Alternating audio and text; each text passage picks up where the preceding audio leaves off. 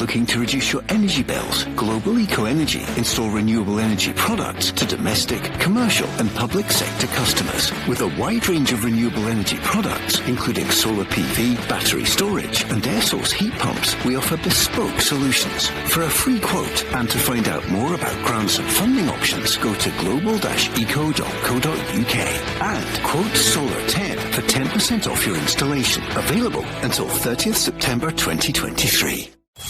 The Go Radio Football Show with Global Eco Energy. For the best customer service, call 0800 233 5788. Let's go! As we kick off at Ibrox, 50,000 all Rangers fans for Rangers against Celtic. The Rangers team news, Barry Ferguson. Yep, it's Jack Butland in goals, a back four of Tavernier, Golson, Shooter and Sterling coming in for Barisic at left back. A midfield three of Raskin, Jack and Cantwell, and a front three with Matondo, Kemar Roof and Dessers. We've got John Hartson as well. John, the Celtic team, not many changes. Not many changes. Brendan's gone with his tried and trusted, really. Well, the tried and trusted, not particularly under Brendan, but certainly under the former manager. We start with Hart. And Rangers have gone one up already. Barry, Rangers are one up in 38 seconds. No. I think it's offside. I'll just need to watch it back. It was Dessers that broke the line of the Celtic defence. I'm just going to watch it here. Yeah, he's offside. He's offside. But listen, that's the start that you want from Rangers. Dessers making a great run, playing a great ball across, and Matondo finishes, but obviously it's certainly offside, a yard offside there. Well, John, as you were telling us, I won't let you take your eyes off it. Hart, Johnson, Lagabielka, Scales and Taylor, so that means no Nat Phillips. McGregor, the captain, O'Reilly and Turnbull, Abada, Maeda, Kyogo. John, what are you thinking? Hard one to predict today. Rangers the favourites? Slight favourite, I think, yes. But you look at that team today, there's only the two centre-backs, but two very important players. You know, last season it was Carter-Vickers and Starfelt. Carter-Vickers not available, Starfelt has moved on. So, Taylor, Johnson, Turnbull, Maeda, Abada, Kyogo, they've all got great experience, Paul, in this game. So, Celtic are weaker, of course, without their two centre-backs. Kobayashi is on the bench. Navrosky not available. Welch not available. Nat Phillips obviously not registered in time. Not even a sub today. The new centre back on loan from Liverpool. So very interesting game for me, Paul. This is a 50-50 game today. Could go either way. Barry, what do you reckon is going to happen? Well, the Rangers fans will be demanding 3 points. They'll be going pretty confident. I was confident after Wednesday's performance. I've changed a bit, but Rangers are, for me, slight favourites. They've started the game really well. They're pressing Celtic really high up the pitch. So I'm looking forward to it, Paul. Obviously, always get the nerves of an Old Firm game, but one that I'm really looking forward to. It's unusual, isn't it? They've both had really indifferent starts to the season. Rangers losing the first game, 3 weeks ago at Kilmarnock. Celtic winning against Ross County, but then losing against Killie and going out of the cup, so the treble is over. They're not the side they were late last season, were they? And for Rangers, though, still unproven. It's a huge game for Michael Beale, isn't it, Barry? He needs to get a win today, I would suggest. Yeah, I mean you're under pressure every single game, Paul, but listen, this fourth game of the season. Celtic haven't started the season as strong as they have the previous two. So I think there's a lot on Michael Beale and the players to produce a performance and certainly get the 3 points. And I'm looking for, I always look at the engine room of both teams, Paul. That's where I think games are won and lost. Obviously Raskin, Jack and Cantwell up against McGregor, Turnbull and O'Reilly. That's a battle I'm really looking forward to.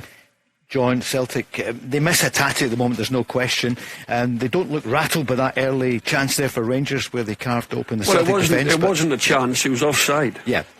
So there's no chance when he's offside. Sure. But in terms of experience, Celtic... But they came at them immediately. Rangers came at Celtic. So, yeah, well, they played the long ball through, and the boy won the header, and then I think it was... Dessers who actually ran offside, so it wasn't really a chance. The flag was up on the halfway line. But, you know, in terms of experience, Kyogo's got 5 goals in his last 4 games against Rangers. Maeda and Abada have been very good. The Rangers on the attack. Joe Hart comes out alert on the edge of his box. But I do feel the game could go either way, but that doesn't mean to say, with the home advantage, no Celtic fans in there at all today. Rangers might just be able to capitalise on that with that extra bit of support.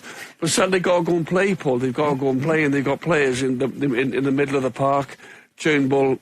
Look at the man in the ball, Abada, who tortured Rangers last year. Turnbull, O'Reilly, and McGregor. Yeah. That's the three that have been involved in Celtic success in recent years. Barry, what are you seeing early on? 4.5 minutes, 5 minutes gone, 0-0. Yeah, it's played at a very high tempo, is what you would expect, Paul. And I mentioned obviously the midfield battle, but wide areas as well. You've got Maeda and Abada up against Tavernier, and Sterling making his Old Firm debut, coming in for Barisic. So there's going to be battles all over the pitch, and as expected, it's blood and thunder straight away. You were at the game the other evening, Barry. Well, no time to talk about it at the moment. Rangers, you don't want to talk about it. Out, Paul, please. Well, could be a factor, but it's Celtic coming forward now. Abada down the right, plays it into the box, looking there for Kyogo, but it's going to be referee Don Robertson says goal kick. And sorry, Barry. It's a big game for Suter and Golson. Of course, after the other evening. Yeah, I mean they had a tough night. Listen, they come up against good quality players, but they're coming up against good quality players today, and certainly. The wee man Kyogo, you need to be on it. You need to be making sure that you're 100% bang on the button, because if you're not, he will cause you problems. You're a wee bit nervous? I'm always nervous, Paul. John, you're a wee bit nippy? No? Well, first time in a while I've actually been a little bit nervous, because I've got a feeling that Rangers, are ready now to challenge Celtic. They brought in 10 players. I know they had the result midweek, but if you can't get yourself up for this game, Paul, then you're in the wrong game. And we were all saying, such a pity there's no green and white there. Even you were saying, Barry, it's not the same when you don't have the opposition colours. We've spoken about many times, Paul. You've got to have the opposition fans there. That's what makes it a special game. And I hope at some stage it can get back to what it was, but sure. I don't like saying this, but I can't see it happening. Not for a while, as Rangers now try to fashion something. Ryan Jack plays the ball all the way back to the goalkeeper, Jack Butland. Did he do well for you the other night? It wasn't his fault that Rangers lost. He had big gloves to fill, no doubt about it, but Jack Butland's certainly been one of the players who's shown his qualities. Here's Dezers trying to get past Scales, inside the box still, in possession, plays it in, it's picked up though by Callum McGregor playing that captain's role, and he sweeps out from defence, surging forward for Celtic as an attack on, plays it forward for Kyogo, but it's cleared all the way back to Kemar Roof. Yeah, he's in today, John, Kemar Roof. Yeah, everyone knows how talented. Yeah, well he is, generally whenever Kemar Roof plays for Rangers, he's either he's very dangerous, he gets his fair share of goals, but that was interesting there. McGregor, great turn on the edge of his own box, drove through the midfield area of the pitch. Kyogo's got to be available for him. He can only go 34 yards with the ball, and then he's looking for the pass, but Kyogo's behind, I think it was Golson. That's when you need your centre forward, just to get in front of the defender, just to get yourself up the pitch, Paul. Fantastic captain, isn't he? In terms of Kemar Roof, I mean, John's better qualified to talk about it, because obviously he was a fine centre forward himself. But for me, if you get him fit and you wrap him in cotton wool, obviously he's had previous injuries. For me, he's the best centre forward at Rangers. Yeah. We're watching it on Sky here. That's it in the background. It's the Go Radio Football Show with Global Eco Energy. Great business show beforehand with Hunter and Hockey, available in the podcast as Rangers now come forward.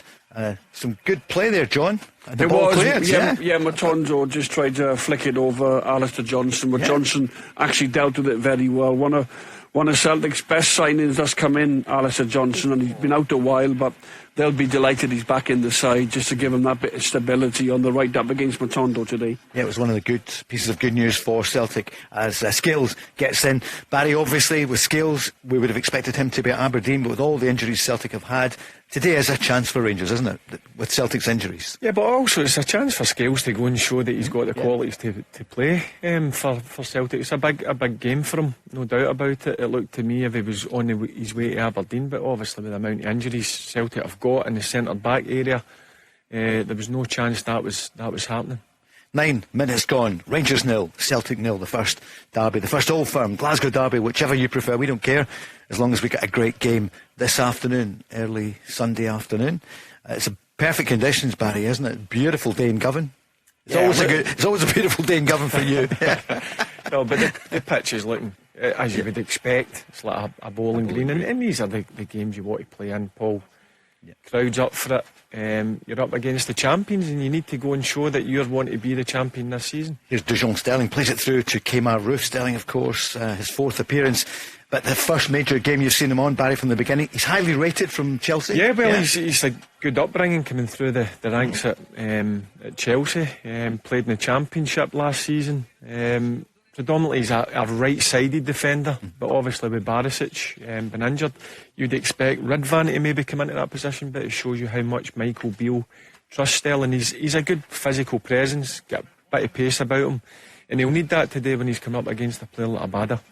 Long ball for Matondo, who was called up for your beloved Wales the other day, John, but too much in it, and Alistair Johnson did well there. You mentioned Chelsea, they could do with him back. I know he played at Stoke last year, a poor result for them yesterday. And what result for Ange Postecoglou's Tottenham?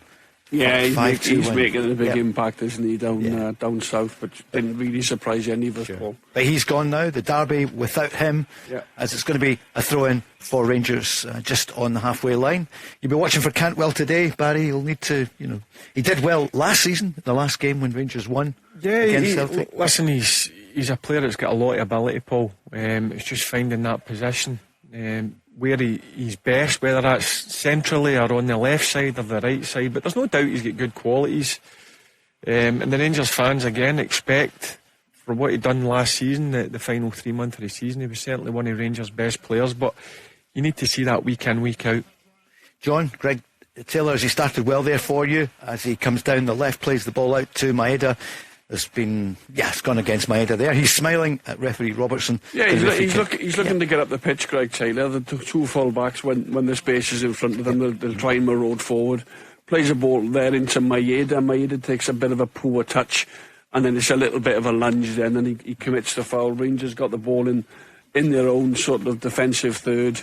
Not an awful lot happening. No goalkeeper has been called into any action yet, Paul, but Rangers just probably having the lion's share of possession as we speak. As you would expect, probably with home advantage. And John, David Turnbull, could be a big day for him. He had a great start to the season. He's in from the start this afternoon. Yeah, he is. Again, Hatati's injured. Iwata's not involved, not even on the bench. So it is a big opportunity, but he has to try and get himself in the opposition box. By that, Celtic have to win a lot of possession to get him in those areas, because at the minute Rangers are passing the ball really well. Celtic are just standing off. They're not too closing down, like we normally accustomed to seeing Celtic play. But Turnbull has to get himself in the offensive third to do what he does, and to do that, Paul, Celtic have to have good possession of the ball. I've noticed the first 12 or so minutes Rangers have went really direct at times onto Dessers, and they're looking for Matondo, Kemar Roof, Cantwell, Raskin to run off him. So that's maybe a game plan to try and target the centre backs of Celtic. Yep, 12 and a half minutes gone. This is Paul Cooney with John Hartson and Barry Ferguson, and it's 0-0. Rangers 0, Celtic 0. Other games this afternoon, and later we'll draw breath to talk about yesterday's games as well. I see the former Celtics captain Scott Brown parted company, sacked today by Fleetwood. So yeah, I think it's been a poor start today. A little bit surprised, because he had a really good season last season, but it just goes to show, Paul, these directors and owners, you get weeks, don't you, now? You lose 3 or 4 games, mate. You're under pressure. We had a really good cup run last year, Scott. Some really good results. He's had a season in management and he's been sacked. But normally you learn from those experiences and come back stronger. Lagerbielke on the ball, Celtic just knocking it about at the back in the sunshine, plays it forward to Kyogo, who's deep, as we've seen in the last 3 or 4 weeks. That's what I want to see, Kyogo. Yeah, of course you do. Keep as him a out Rangers of the box. Defender, that's what you want to see, get into the midfield just now. They've got Turnbull in the box as Maeda weaves and tries to get round. Cantwell's back, and he does that. Does he do that well, Barry? Cantwell turns up everywhere. Sometimes too many areas. Yeah. That's what you need to do, Paul. If you're a midfielder, you need to help out your back four. No doubt about that. He does that. He's got good energy. Sometimes I would like him to stay in a certain position. Sometimes I feel he's trying to run about and press too much. But certainly he does his bit for the team defensively. Maeda there, Paul, half a chance, just cuts inside from Tavernier, and he's almost pulling his leg back to get the shot, and he just sort of fumbled his feet over the ball. But that was half a chance really for Celtic. He just couldn't quite get his shot away. He's looking sharp. Yeah. He was under pressure, wasn't he? That's what I've said in previous Old Firm games. Certainly the fullbacks, you need to get touch tight with them. You can't give them a yard or two to move, because obviously they've got genuine pace that could really hurt you. Which they did this time last year here at Ibrox. Few changes, obviously. Jota has gone. Abada's there, who did so well last year, and of course Maeda under pressure now from Yang, who's done not too badly so far. But as I mentioned before the game, Brendan has looked at previous Celtic results, previous Celtic lineups, and gone with the team. As I said earlier, it's only the two centre backs that change really for Celtic. The others have got great experience in these particular games. On the bench, Bain, Palma, who came in the other day, of course, $3.5 million. Yang, whom we mentioned, Thiago Holm, Kobayashi, Kwon, Bernabe and Ralston. Barry, you winced there. Was that almost a mistake by Rangers? Yeah, getting a wee bit slack there. He gets away with Connor Golson, but you can't be slack when you're around about guys who have got pace and they close down really, really quickly. On the Rangers bench, McCrory, of course, Yilmaz, Lundstrom, Lawrence, Lammers, Cifuentes, Sima, Davies and Danilo. Yeah, I marked down. I mean, if you look at Rangers bench, that they've certainly Danilo, who they paid a lot of money for, Lammers as well, Paul, and Sima. You've got guys that can come on and change it. Here comes Celtic. That's a chance. A real chance there. John, what happened? Ball into the box from, was that Abada? Well, it was Abada. If McGregor puts Abada through, it's a perfectly good weighted ball. Abada runs off Sterling's shoulder, gets the cross in. I think Kyogo gets a slight chance and is cleared away. Kyogo just a little bit behind him, and for the once I've seen him, just runs sort of further across the ball. I couldn't quite, face up with the ball and get the cleared cut chance, but a good moment for Celtic there. Abada looking dangerous, and you've got to try and isolate Abada with Sterling on that left hand side because of his experience. Abada. Barry, Celtic coming forward again down the left. Greg they're starting to get a foothold in the game. But it goes all the way back to listen, it's a great ball by Callum McGregor. It's a great ball across from Abada. To be fair to James Tavernier, he covers really well at the back because Maeda's coming in. So that's Rangers need to be aware of the genuine pace. As I keep mentioning it, that Celtic have got with that front three. You give them space and time, they're going to hurt you. There was just an incident there 30 seconds or so ago. Maeda gets it. Tavernier's got to be closer to him. He's got to be closer to him. Can't give him an inch. And just before it, Barry, you were saying about the Rangers bench, not least Danilo. I'm looking at Danilo. You've spent a lot of money on Lammers and Sima, and if things are not going well further forward, you can certainly make the changes. But he's a guy I expected a lot of, Danilo. Yeah, I think Kyogo's got to take that. I don't know why Kyogo doesn't just hit that. It is slightly behind him, really, the ball. But Abada should pick him out because he's got a lot of time there to pick a better ball. Play in front of him so Kyogo can run onto the ball. Yeah. It was a flick which was easy to miss, Barry, wasn't it? But when you it was slightly behind him. You've got to give him the benefit of the doubt there. But again, when he flicks it, Tavernier's in a good defensive position because if he's not there, Maeda's got a tap in at the back post. But Barry's right. Brilliantly weighted passing from McGregor into space where Abada can run onto it. Well, we're very lucky here in Go Radio. We've got Ferguson and Hartson together. What did you make of the Rangers tifo beforehand? Missing nothing at the moment, Barry. There was a good tifo, wasn't there? With was that based on Ian Durrant? And he had a young Barry Ferguson on his shoulders. When I was younger, I was on Durrant's shoulders. Listen, he was a hero of mine, Ian Durrant. What a player! If he never get that injury, Paul, I'll be honest, I think he could have been one of the best in Britain. I don't know. That's my opinion. He was outstanding. For sure.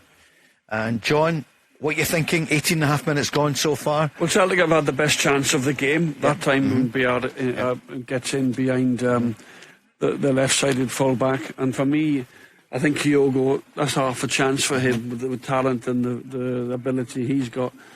Rangers keeping the ball, but a little bit slack in the last 5 minutes. Celtic just getting a little bit of a foothold. It's the throw in the far side in the sunshine. It's a gorgeous late summer day, isn't it, Barry? You enjoyed the last few days. How was Eindhoven? I mean, apart from the game. Apart from the result, Paul, I really enjoyed it. It was great to see some guys who I hadn't seen for 15, 20 or so years. It was a good couple of days away. As I say, it could have been better with the result. Listen, the Rangers come up against a team, I've got to be honest, who were a level above Rangers, if I'm being honest. For sure, as the ball was played into the arms and hands of Joe Hart. 19 and a half minutes gone. He rolls it out to Callum McGregor. We're watching it on Sky, of course. The excellent coverage there. Croc is on. Rangers need to stop Callum McGregor getting on the ball. Need to get back closer. Last 5 or so minutes, he's starting to get on the ball and start to dictate. As you see here, for me, you've got to force him back the way. I know it's only a side pass to Johnson at right back, but if you give Callum McGregor time and space, Paul, he can really hurt you. As you've seen with the ball, he played through to Abada. Yep, he's looking more like Callum McGregor. Yeah, listen, he's had a slow start, but you've got to remember he's played a lot of football, Paul, and that's an area, I mean, I don't know if John agrees with me, that's an area where, I know they signed the boy for Benfica, but he's not played a lot of football. That was an area where I thought they would have went and got a guy who's played 200-300 games or so, who was ready-made to come in. If Callum McGregor was off it a wee bit, and he wanted to rest him, you could put somebody in there, but I don't think Celtic can take Callum McGregor out of the team.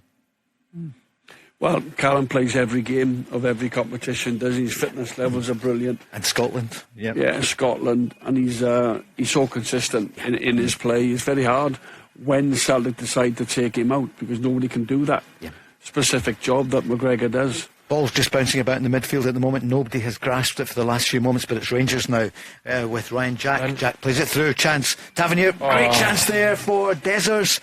But it goes past the post. Barry, that real opportunity. Yeah, a great bit of play by Rangers on the right hand side. Just watching here, Jack plays it into Cantwell. Tavernier makes a run, and it's offside if he gets it there. But it's a great run with Tavernier. Great early ball, which defenders hate. But Dessers has got to keep an eye on his line there. He's looking along the line at the same time. He's got to. It's a little bit of he put a bit too much weight on it. Did Tavernier as well? He's normally very good with the weight to pass, but he was offside anyway, Paul. As Celtic tried to build something. Did Celtic play it well then, John? Would that be your opinion? Yeah, they held the line. They held a good line, and Dessers just went that slightly little bit early, just quite didn't get his timing right, and it came to nothing in the end. But a really good 1-2 between Jack and Tavernier on that right hand side. How to make your name is to play well and score against your oldest enemy. And John, you did it so many times. You had a great record against Rangers. And for you, Barry, midfielder, the captain, play well, show a bit of steel. Yeah, that's all you need to do. Winners. Make sure you work hard. Listen, never played every time I played against Celtic. I wouldn't say I played really well in half of the games, but listen, it was all about winning, Paul, and finding a way to win, and that's what you need to do in these games. John was wincing there because Celtic had a chance just to thread the ball through. It's Maeda. Maeda's brilliant at getting his head down and running at the opposition. I wouldn't say he's the silkiest in terms of making passes, and he had a chance there to put Taylor through, who did a brilliant overlap, and he just gave the ball away quite sloppily, did Maeda. European football is just a couple of weeks away. You all heard the draw on Thursday, and then Europa League on Friday for Rangers. Maybe talk about that later in the programme, but for today it's all about this Cinch Premiership, which is the most important competition, no matter what. It's the bread and butter, Paul. Barry, yep. The bread and butter. And you need to make sure you win your championship, because listen, it's a route obviously straight into the Champions League, but your first day of pre-season, that's the chant in the dressing room or when the manager holds his meeting. Listen, that's number one priority. As Celtic come forward, just a flick there. John didn't come off though. He's got to go to the ball for Kyogo. I know it's not part of his game, getting hold of the ball and roughing centre backs up. When it's just basic pass into the front, you've got to make sure that your touch is good. Listen, you're the experts. Why is he so deep there? Why is Turnbull breaking through, but Kyogo is midweight? I think it's the way Brendan Rodgers wants to play, that he comes deep and creates space for midfield runners. But I think if you ask any defender that's come up against Kyogo, when he plays on his shoulder, he must be a nightmare to play against, Paul, because his movement's up there with the best I've seen in a long time. See the stats on Sky there, they're just stats. It's 0-0, that's the main stat, but it's Callum McGregor who's had the most number of passes. I'm not surprised. 26. He's in the middle of the park. He's starting to really take control of the game, bossing it, if you like. And Scales number 2 there, John. And Barry, only one Rangers player in there. Listen, stats. But the game 50-50 at the moment, Celtic have 80% of possessions, and if Rangers still get 3 points, who cares? It's all about winning the game. I know. Spot on. I'm not going to mention the stats again, apart from the score. That's a good idea. I know. I don't love the stats. You know that. I'm not of that generation. And it's the hardest stat. Yeah, the goal stat. That's the only stat. That's why you get the big money. Exactly. John, it's the hardest thing in football. It's to score goals. I hear that John's bought some cakes and brought them in for us. We might talk about that. And you've brought the pies, Barry, yeah? Yeah. The McGee's pies. Good butchers in Larkhall. And Larkhall as well, brilliant. You've got a new restaurant there as well, but more about that maybe later. I'm glad you got them and I didn't, Barry. In Larkhall, as Celtic come forward, John, it's Matt O'Reilly, threads it through to Kyogo. Kyogo breaks into the box. Great chance for Kyogo for Celtic. The ball is cleared. Just cleared. What a chance for Kyogo. Kyogo through 1-on-1. Jack Butland does brilliant. The angle's a bit tight. Celtic still in control here. Back in for Kyogo, but it's cleared again, John. Yeah, good pressure from Celtic. I think Kyogo should score. He's 1-on-1. He's normally excellent in them positions. But credit to Butland. He's come out. He's made himself big. And he's made a really good save. Nearly fell to Maeda, the rebound off Butland. But Rangers got rid of it. But another good opportunity that for was Celtic. Too easy for me for Celtic to get through. Again, that's the danger of Kyogo when he's playing further up the pitch, Paul. But he goes through it, and to be fair to Jack Butland, I mean, what a save again. That's since he's come into the Rangers team, he's made some unbelievable saves. And he's just saved a corner there. It looked as though Greg Taylor cross came off Tavernier. It's a corner. It's gone for a corner. So it's going to be a corner kick. Goldson saying, hey, okay. But it's a corner kick for Celtic. Celtic's best piece of it was a great pressure. run. It was a brilliant run. It was this time. It was Matt O'Reilly. Could have possibly squared it to Maeda, maybe in a better position. But Kyogo's not going to give that opportunity up and square it. But Butland, give credit to Butland. Made himself big, very good save. And to big Connor Golson, he's got back in there, and obviously he's made the block after Butland's had a touch on it. Short corner kick, Celtic down. Starting to grow the into left. the game. Yep. Celtic. Rangers need to get a hold of it again. Abada to McGregor. The skipper plays it back out to Abada. He's down the left. He's got Cantwell on him, but he plays it for Greg Taylor. They're looking for the corner. It's gone out of play, and it's going to be a goal kick. 26.5 minutes gone. That's the biggest opportunity of the game so far. Yeah, good pressure, good bit of play from Celtic. Just turned the screw from the first 5 or 6 minutes. You know, that was a really big chance. McGregor controlling it, and I fancied Kyogo to go through and score, but that's why you bring in a keeper, you know, of the ability of Butland to make big saves in big games, and that was certainly a big one. Big hands to follow as well in the shape of Alan McGregor, and he started well. Yeah, but I think it was an area of the pitch that Rangers had to get spot on, Paul. The only issue I had with Big Jack was he hadn't played a lot of football in a couple of years, but listen, he's come in and he's been an absolute man mountain in goals for Rangers since he's come in. Very rarely made a mistake, and as I said, he was under a bit of pressure because Alan McGregor for me was a phenomenal goalkeeper for Rangers. You enjoying the game so far, guys? What would you say, John? Are you enjoying it? Yeah, very much so. Yeah, it's Rangers have had a couple of moments, a couple of offside close decisions, and Celtic have basically opened Rangers up on several occasions, and they're passing it about very well. And there's traits of the old Celtic that we watch in here, Paul. You know, controlling the pace of the game, players confident, want the ball, lots of movement, and we see that with Maeda and Kyogo through the middle. And for Rangers, Barry, they were going route one early on, and it almost paid off. Yeah, the first 20 minutes was good, but Celtic, as I said, there's a mistake. As Lagerbielke's caught by Dessers, he's got Roof to his right, plays it to Roof. Roof must score, and he does. Came out of Roof, 28 minutes gone, big mistake by Lagerbielke, dispossessed. And it's played to Roof, and he scored, Barry. Yeah, to be fair to Dessers, I'm shouting for him to have a pop-on goal. He squares it to Kemar Roof, who I said, Paul, 2 or 3 minutes into the game, for me, if you keep this man fit, his goal-scoring record for Rangers is unbelievable. And for me, you've got to make sure you wrap him in cotton wool, because you just seen there, great finish. He's still got the defender and Joe Hart to beat, and he smashes it with his left foot into the back of the net. But that's a bad mistake for Celtic there. To be fair to Dessers, he closes him down, but just watching it here, he picks him out. Yeah, it's a great finish, in fact. John? I haven't got a clue what Lagerbielke's doing. Yeah. That is a shocker of a mistake. He's dallying on the ball. Yeah. The ball, if he's got nothing on, just play it in behind Sterling. Just so Abada can go and chase it. It's a really good finish from Kemar Roof. It's cool. It's calm. He doesn't panic. He takes a touch, and he just lifts it sort of in the sort of see there high up in the net. See, like defenders. See if you're unsure. Yeah. Just get it up the pitch. Don't know what he's trying here. To be fair to Dessers, he closes him down well. he's very positive driving into the box, and he picks out Kemar Roofe, who obviously puts it in the back of the net. And at that stage, Celtic were growing into the game. Celtic were starting to dominate a little. Well, there's a VAR call for a potential foul on Lager Bielka by Dessers. My goodness, yeah. We didn't see it. I mean, he dilly-dallied on the ball. He was caught, John. It was nothing. But here we go. Just see it there. Is there? Ooh, has he? I think he kicks it back. Dessers there. Or has Dessers? Has he made contact first? Here comes the decision of referee Don Robertson. Oh, he's given a free kick. Do you know what? That's a joker decision. It's an absolute Celtic joker. have got away with one there, because you don't want. He kicks the back of Dessers. There, that's a joker decision. John? I think Celtic got away with one there. If I'm a centre forward and I've challenged like that, I think Lager Bielka's got out of jail.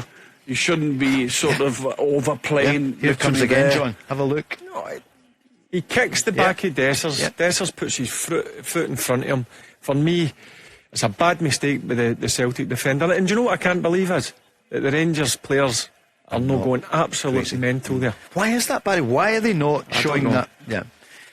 John, you're right. You said it yourself. Your old team got away with one there. It shouldn't have happened. Well, Lager Bielka actually does kick the back of Dessers' like calf area. Yeah. And then then Lager Bielka then goes over. So certainly Celtic getting away with one then, but hopefully Lager Bielka won't even. He'll just sort of pick somebody out or get it in behind Sterling. As Celtic come forward down the left, too much on it though. It goes all the way to Jack Butland. So that was the biggest moment of the game so far. It's a shocker of decision. We didn't see anything, did we? No, I just think it's a bad mistake, and he kicks the back of Dessers. What's Dessers meant to do there, Paul? He's trying to get the ball. The Celtic defenders made a genuine mistake there, and John's right. I think Celtic have got away with one there. They have indeed. Just as they were starting to gain a bit of control in the game. Other Rangers fans silence. You can imagine a few moments ago the place was jumping with 50,000 Rangers fans, and they thought that Kemar Roofe, who scored last week, had scored again, but it's not to be. It's still 0-0. Celtic now come forward down the right. Ball's played for Alistair Johnson. Goes out of play. He's claiming a corner. And is it going to be a corner, John? Corner, yeah. Matt O'Reilly over there with an in-swinger with that left foot. He's got a great delivery, Matt O'Reilly. He's a big player for Celtic, Alistair Johnson. Yeah. It's big news that he's back, isn't it? Yeah, he's a real athlete up and down that right side. But to prefer to Matondo, he does really well to track him back there. I think you made a great point there, Barry. Why are the Rangers players not making more of it? But here comes Abada down the right for Celtic, plays it in straight to the goalkeeper. John, that was a poor cross. Well, it was a poor cross, but there's nobody running across the face of Butler, nobody covering that near post area. Everybody's sitting waiting for it to come, but the cross could have been better. Straight into Butland's hands from Abada. I'll tell you what, Barry, you can't take your eyes or your ears off this, can you? No, listen, end to end. It's brilliant. There's a brilliant pace to the game, no doubt about it. Two teams are full of energy, Paul. Got to be honest with you, I've really enjoyed the first 32 or so minutes. I'm not giving you the stat that Rangers have 21% percentage and Celtic I said that 79%. before the mistake by the Celtic defenders. Celtic were gaining territory. There was no doubt about it. Callum McGregor was finding space in the middle of the pitch. But as I said, it's a poor decision. Here's Maeda down the left. But listen, they've got to forget about that now. Yeah. Listen, the decision's been made. They need to get back to gaining control of the game. That could probably be quite hard, but you've got to put it out your mind. Listen, it happens. Listen, there's decisions that go against you. If it's the total wrong decision, listen, you deal with it after. A terrible ball by Celtic, and it's a chance for Rangers at the other end. John, it's over Lager Bielka's head again. He's just run straight off him as Dessers, I think it was. But it's Lager Bielka again. He's too high up the pitch. Barry, a chance there, route one. Yeah, the Rangers have done this a number of times, Paul, and it's an area obviously they've spotted that they can hurt Celtic, no doubt about it. And what you need runners. It was a great ball. To be fair to Joe Hart, 2 or 3 times he's come out and he's done it really well. He's swept up behind the centre backs, but that'll be a concern for Brendan Rodgers. Well, we've got the first VAR talking point of the day for tomorrow night in the Go Radio Football Show with Global Eco Energy. It's going to be a free kick for Celtic. 34 minutes have gone. It's flown in, John, hasn't it? It has. It's been a great game. It's been end to end, and obviously you've got that decision now, which we both thought Lager Bielka kicks Dessers back of Dessa's his leg, and then he just goes over. And as I said, when you really look at it, when it's slowed down on camera, Paul, you can clearly see the referee. I think the referees, he should have let that goal go. Going to be a throw-in to Rangers inside their own half, to be taken by Dujon Sterling. Don Robertson, the man in the middle, and that will be a big talking point for some time. Not so much if Rangers win. That's what happens, isn't it? If you go on and... I mean, he's went and actually looked through it on the screen. He's obviously been told to, hasn't he? I know, but he still made the decision that it's not a goal. But listen, again, forget about it. Yeah. The decision's been gave. Totally wrong decision, but you've got to move on and get on with the game and get back to trying to dominate. As Rangers did, I thought, the first 15 or 20 minutes, but Celtic have certainly come into it. Maeda and Tavernier. Yeah, Maeda's won the ball and he's sliding. It's just his follow through, really, and he just upends Tavernier, but there's nothing sinister in that. So 0-0 after 35 minutes yesterday. Ross County took the points at Kilmarnock, bit of a surprise. Livy and St Mirren 1-1, but it was a late show. St Mirren scoring right at the end, deep into injury time. And Dundee were 2 up in St Johnstone, but it finished 2-2 here at Ibrox in the sunshine. I think they're replaying something there just to see. That's Rangers, too easy to get through there.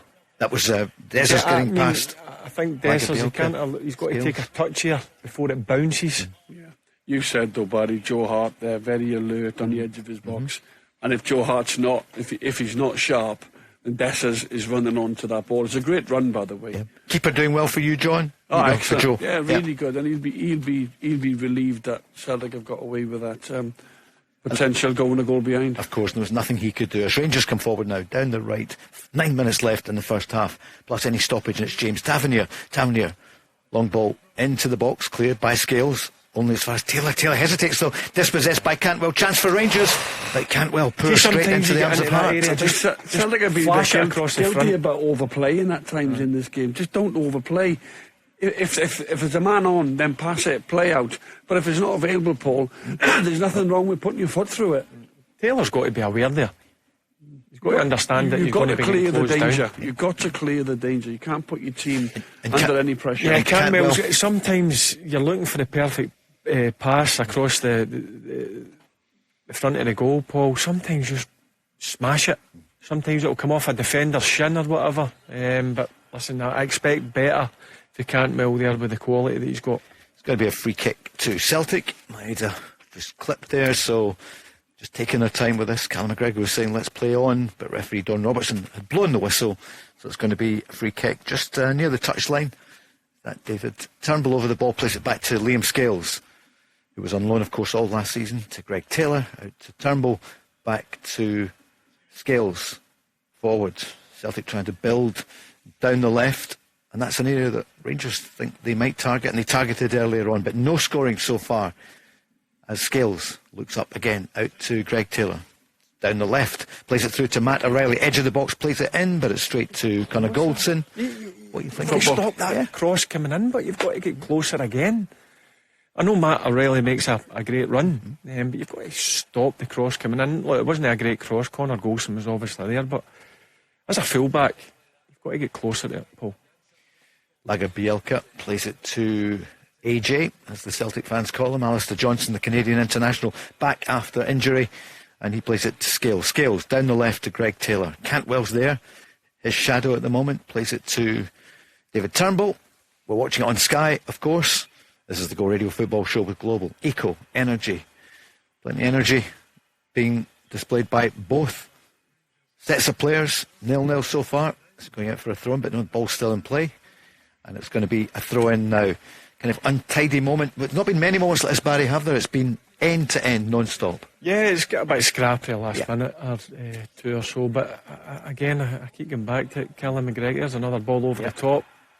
Yep, so they're definitely trying to target the centre back here of Celtic, because it's on all the time, because obviously it's a new partnership. They've not played, I think one game they played, that was last week against St Johnstone, but it's definitely Rangers are going more direct at times. And I think Rangers may have thought, Celtic fans thought they would see Nat Phillips in today. The man signed on loan He's a good player, John, isn't he? But clearly not fit. He's not even on the bench. Yeah, he played a few times, didn't he, for Liverpool when they had defensive problems. Looked okay, looked solid enough. So I think with Celtic's problems at centre-back, selling Starfelt, I think Carter Vickers, their best, the most commanding centre-back they've got, is injured and not quite sure how long he's out for.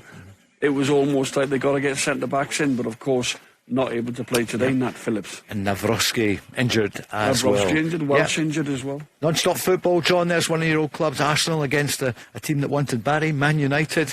It's great to get the season back and running, isn't it? I know you were at Luton the other night as well, with your old club, against another of your old clubs, West Ham United. Barry was in Eindhoven with Rangers. We'll talk in the coming days about the games coming up in Europe. But it is all about this one. The greatest derby in the world. At the moment, 40 minutes played. Rangers 0, Celtic 0. Is there a goal before half-time? I remember asking you that last season, Barry, sometimes. Will we do that in the second half?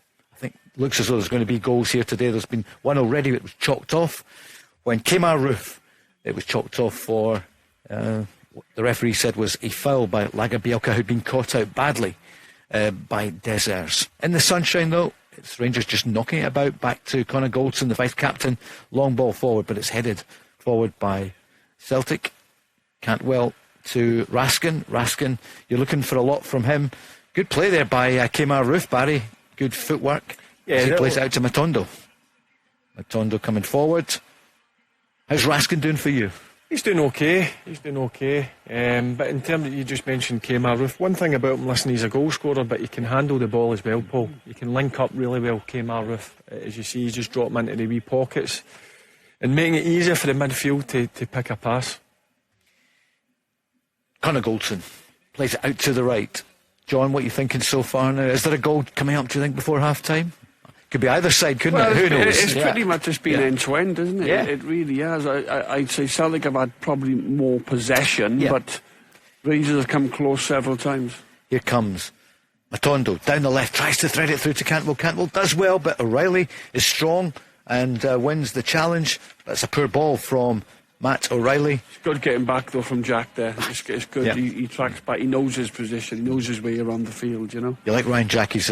He's just solid. He just sits in there and he intercepts and he hardly gives the ball away, and technically he's a good player. That's where I want more from Matonda. He gets into a brilliant position. It's just that final pass or final cross. He just needs to be a bit more spot on. The one thing about Matonda is he wants to go forward all the time, Paul. He wants to break the lines and go beyond the Celtic defence. Matt O'Reilly does well there, intercepts, lays it off for his captain, Callum McGregor, who sweeps it out to the right, looking for Lee Labada, who signed a new extension to 2027 on Friday. And Barry, that always gives you a lift, doesn't it? If you're signing, you were always signing extensions at Ibrox.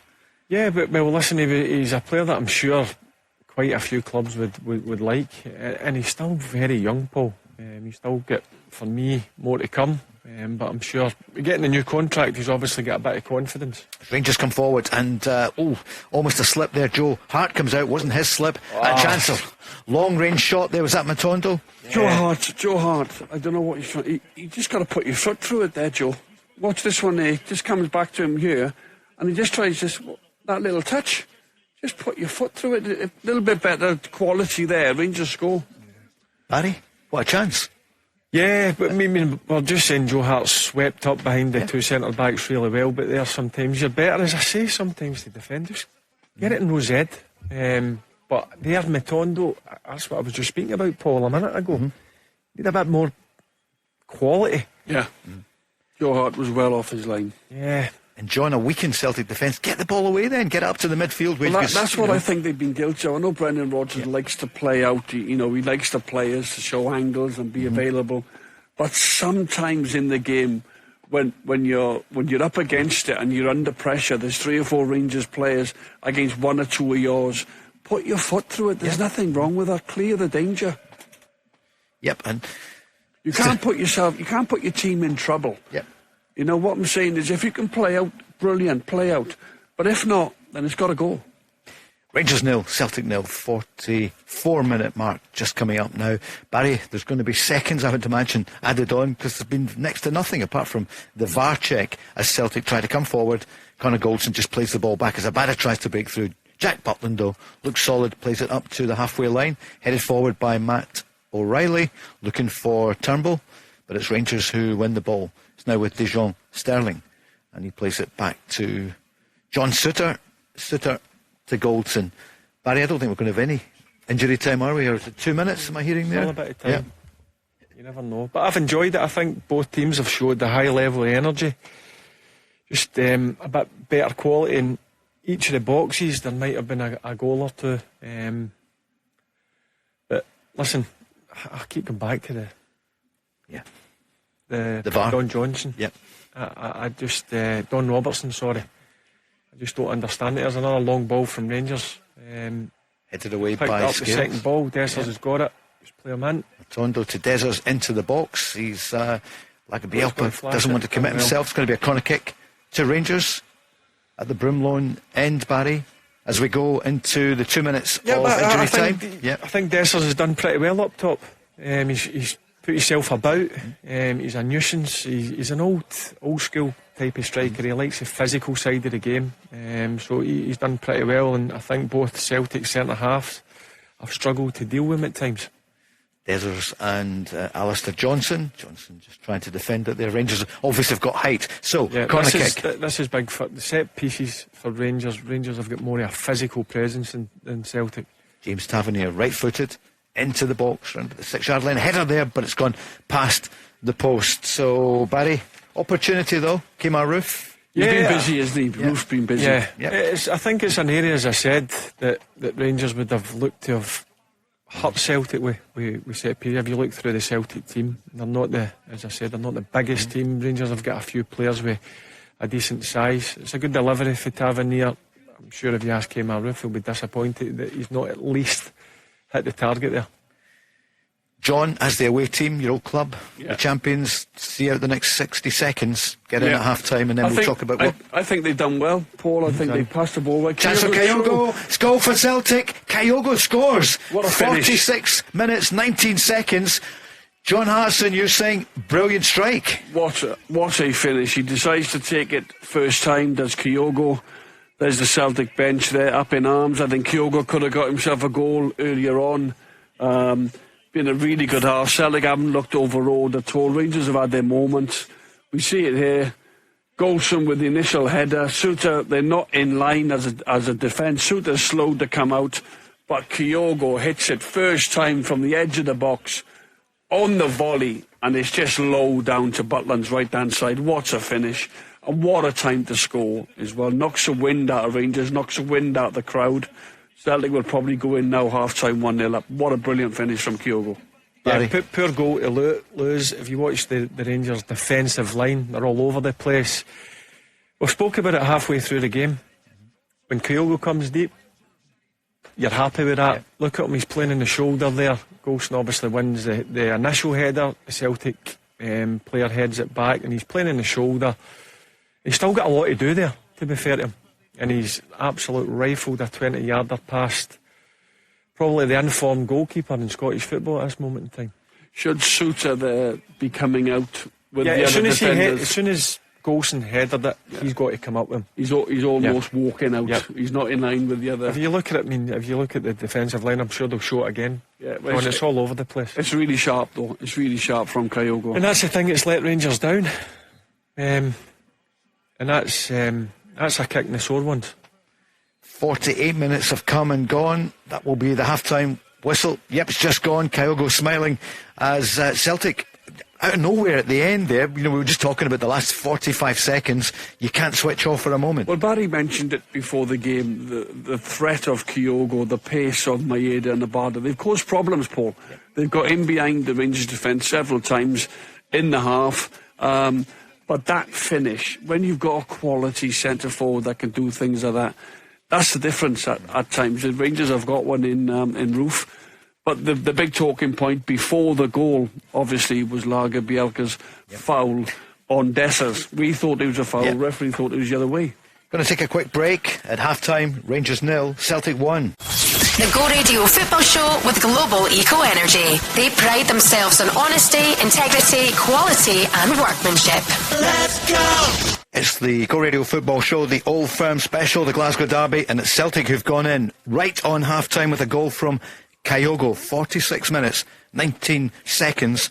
Almost came out of nowhere. The ball had been cleared, looked to have been. Played forward to Kyogo.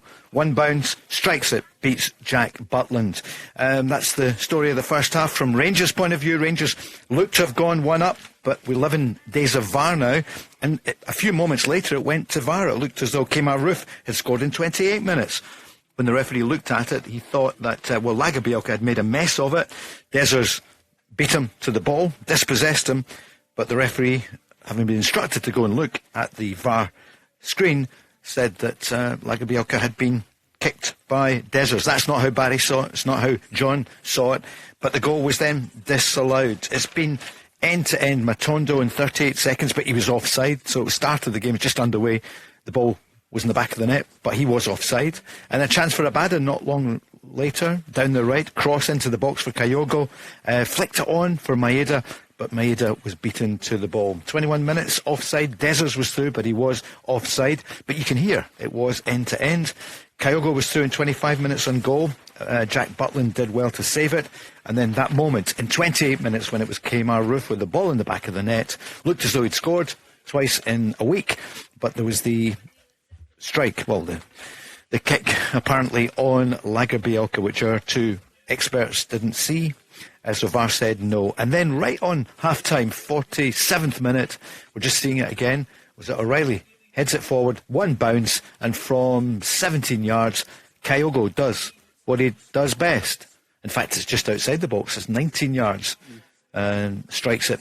John and Barry enjoying just a respite at half-time, but John, you're happy to talk about that goal which came out... It's a difference. He's a difference maker, isn't he? And he has been. That's his 6th goal in his last 5 games against Rangers. Terrific striker, very consistent, and it's a brilliant finish. I know he had an earlier chance when he might have squared it. I think he might have been in a bit two minds, but Butland did really, really well. We're just going back to the Lagerbielke.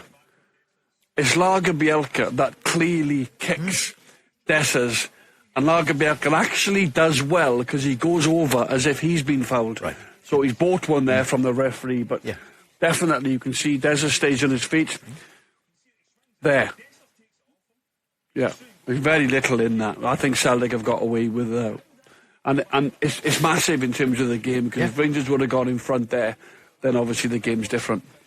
Barry, what about that moment first of all? 28 minutes. Yeah, it's a poor decision from the referee. It's clear that Lagerbielke kicks the back of Dessers. Dessers does well to close him down. It's a clear mistake, and for me it's a goal, and I'm sure if you ask anybody, for me it's clear that it's a goal. It's a clear mistake by Lager. I'm just watching it again. Yeah, he kicks into the back of him, and what I can't believe is no Rangers players actually complained about it. But listen, went on, it's been end to end. There's not been much in the game, if I'm being honest with you. Both teams have had their chances, and then at the end it's a kick in the teeth for Rangers, with a mistake by the back line of Rangers. Obviously they don't come up as a unit, and if you allow somebody the space, the quality of Kyogo, to be fair to him, it's some finish. It's a brilliant finish past Jack Butland. But overall, I'm sure Rangers will be going in disappointed that they're a goal down, no doubt about that. And John, Barry did say earlier on, leave Kyogo as deep as you like, because he is lethal close to the box. Well, it was a little bit of a mistake with the goal. I think Goldson gets a really big, powerful header, clears his box, if you like, but Souta's walking. He's walking out from the back. O'Reilly wins a really good header, headers it forward. Kyogo is sharp as a needle, gets onto the ball. Souta keeps him onside, and then it's a brilliant finish. So it's a defensive mistake. Goldson does his bit. Souta not quite in sync, coming out with the other defender. Keeps Kyogo onside, and you don't want to be giving him chances, Kyogo, because he'll punish you. Celtic won up at half-time. The Go Radio Football Show with Global Eco Energy. They pride themselves on honesty, integrity, quality and workmanship. Let's go! Sunday lunchtime, the first Old Firm derby of the season in the sunshine. And it was 0-0 up until the 47th minute, and then a Kyogo strike, doing what he did so many times, over 30 times last season, and that's why he was the top scorer last year. That's why he was the player of the year. Celtic coming to Ibrox not in the best of forms, in fact far from it, under Brendan Rodgers, who won everything the last time he was here, but question marks today about just how the team were adapting. He didn't put anyone new in today. He had AJ back, Alistair Johnson, but he didn't throw in Lewis Palmer. And Nat Phillips not on the bench at all, nor is Paulo Bernardo, who was signed on Friday as well from Benfica, a young player. For Rangers, they've gone with Butland, Tavernier, Goldson, Suter and Sterling. So Dujon, Sterling in. Of course, Barisic injured the other night in the second half. Jack, Raskin and Cantwell, Matondo and Dessers and Roof. And Roof had the ball in the back of the net. And Barry, that's the big talking point. I know everyone's gone on about it. Celtic fans will want to talk about Kyogo, quite rightly. Brilliant strike. For the Rangers fans, a sense of grievance about not getting the decision. Yeah, and I can understand that. I just think it's such a poor decision by the referee. And what worries me, the referee's actually went over to the screen and thought it was a foul. So it'll be nice to maybe hear the referee give his reasons why he never gave it. But anyway, Paul, there was still another 15 or so minutes left in the game, and the goal that Rangers lost, I'm sure Michael Beale will be seething, because when your partner headers the ball, your first instinct is to get up with him, and they've not done that. John Shooter's not done that. They've left the space in behind, and the worst guy to leave the space in behind is Kyogo. He's ran onto it, and he's hammered in a brilliant finish from 20 yards, past a goalkeeper who's in unbelievable form. So I think Rangers will be going in there at half time down in the dumps, but you can't be down in the dumps. They need to get a reaction. They need to go in and erase that out of your mind, the mistake that Don Robertson's made. And there's a big 45 minutes ahead for Rangers now, so they need to go and show their mettle and show what they're worth, because there's 50,000 fans inside Ibrox demanding that they show a reaction and try and get the 3 points. Well, first of all, there's an awful long way to go in the game. Celtic have not achieved anything up to now. They've gone on half time. Great goal from Kyogo. They'll be feeling really good about themselves. Celtic have played really well. They've got away with one. I think Lager Bielka kicks Dez's calf, and then Lager Bielka's very clever. He goes over himself, and he almost makes the referee make a decision. But when we slow it all down, you can see, everybody can see it with their own two eyes. It's the contact initially from Lager Bielka. Dezes goes on, squares it to Kemar Roof, and Celtic have got away with one there. But listen, you get on with it. There's been plenty of decisions that have gone Rangers' way in the past. This one today has gone Celtic's way. What Rangers have to do now, they have to pick themselves up at half time. They've not played badly. They've created one or two chances. Celtic, Kyogo, he never quite took advantage of his first opportunity. Butland did really well, but you don't give that man chances like you just give him, because he just rattles them away. And again, what a time to score in terms of scoring just before half-time. He knocks the wind out the opposition and gives you as a team a lift. So what do you do at half-time? Any changes, or is it too soon, Barry? What do you do? No, I can't see them, Michael Beale, making any changes whatsoever. I've enjoyed the first half. I think it's been pretty even, that both have had chances. It's been a high energy game, so Rangers need to dust themselves down, forget about what's happened. Listen, John's right. To score a minute or so before half times, it's a sore one to take, no doubt about it, but you're playing with Rangers, you need to show a reaction, and I expect a reaction in this second half. John, your old team, you don't expect any changes at half time, do you? Not at half time, but there's a couple of players that are subs today. You've got the likes of Home, you've got the Bernabeu, you've got the new signing, of course. Lewis Palmer. Yep. So I was enjoying that pie there. Sorry. It could be a case of if Celtic get a second goal, Brendan might just want to give them a couple of minutes. Won't take any risks. I think at 1-0, and I do actually think, considering that Celtic come into the game probably outsiders, had to change their two centre halves, two centre backs playing with each other for the first time, don't know each other. I think they played very well, in particular going forward. I didn't like the fact that Lager Bielka sort of takes his time, you know, he's not quite decisive enough where he's going to play the ball when he comes out with it. Joe Hart, again, got away with one when Matonda should have shown more quality and probably put it in the back of Celtic's net. But I don't think Celtic, I think they passed the ball and they've really, really looked a good threat going forward. But listen, there's 45, Celtic haven't won anything yet, and that will be the message that Brendan tells them half-time. Would Rangers say, right, 50,000 fans behind us, go for it, put them under pressure, get the fans on side? Because if the game goes on and Celtic are ahead, it will be a most unusual. Well, I would fully expect that, yeah. Paul. Yeah. Again, as I said, you can't go in and start feeling sorry for yourself and saying, oh, we should have got that decision. Look, they should have got the decision, the goal should have stood, but listen, it's over and done with now. Celtic have scored a minute or so before the break. It's the best time for Celtic to score, because obviously it gets the fans a bit irate and unhappy. But listen, you've got 10 minutes to get inside that dressing room, get your drink and just dust yourself down and make sure you go out and get on top of Celtic, put them under pressure in the first kick of the ball, which they're doing just now.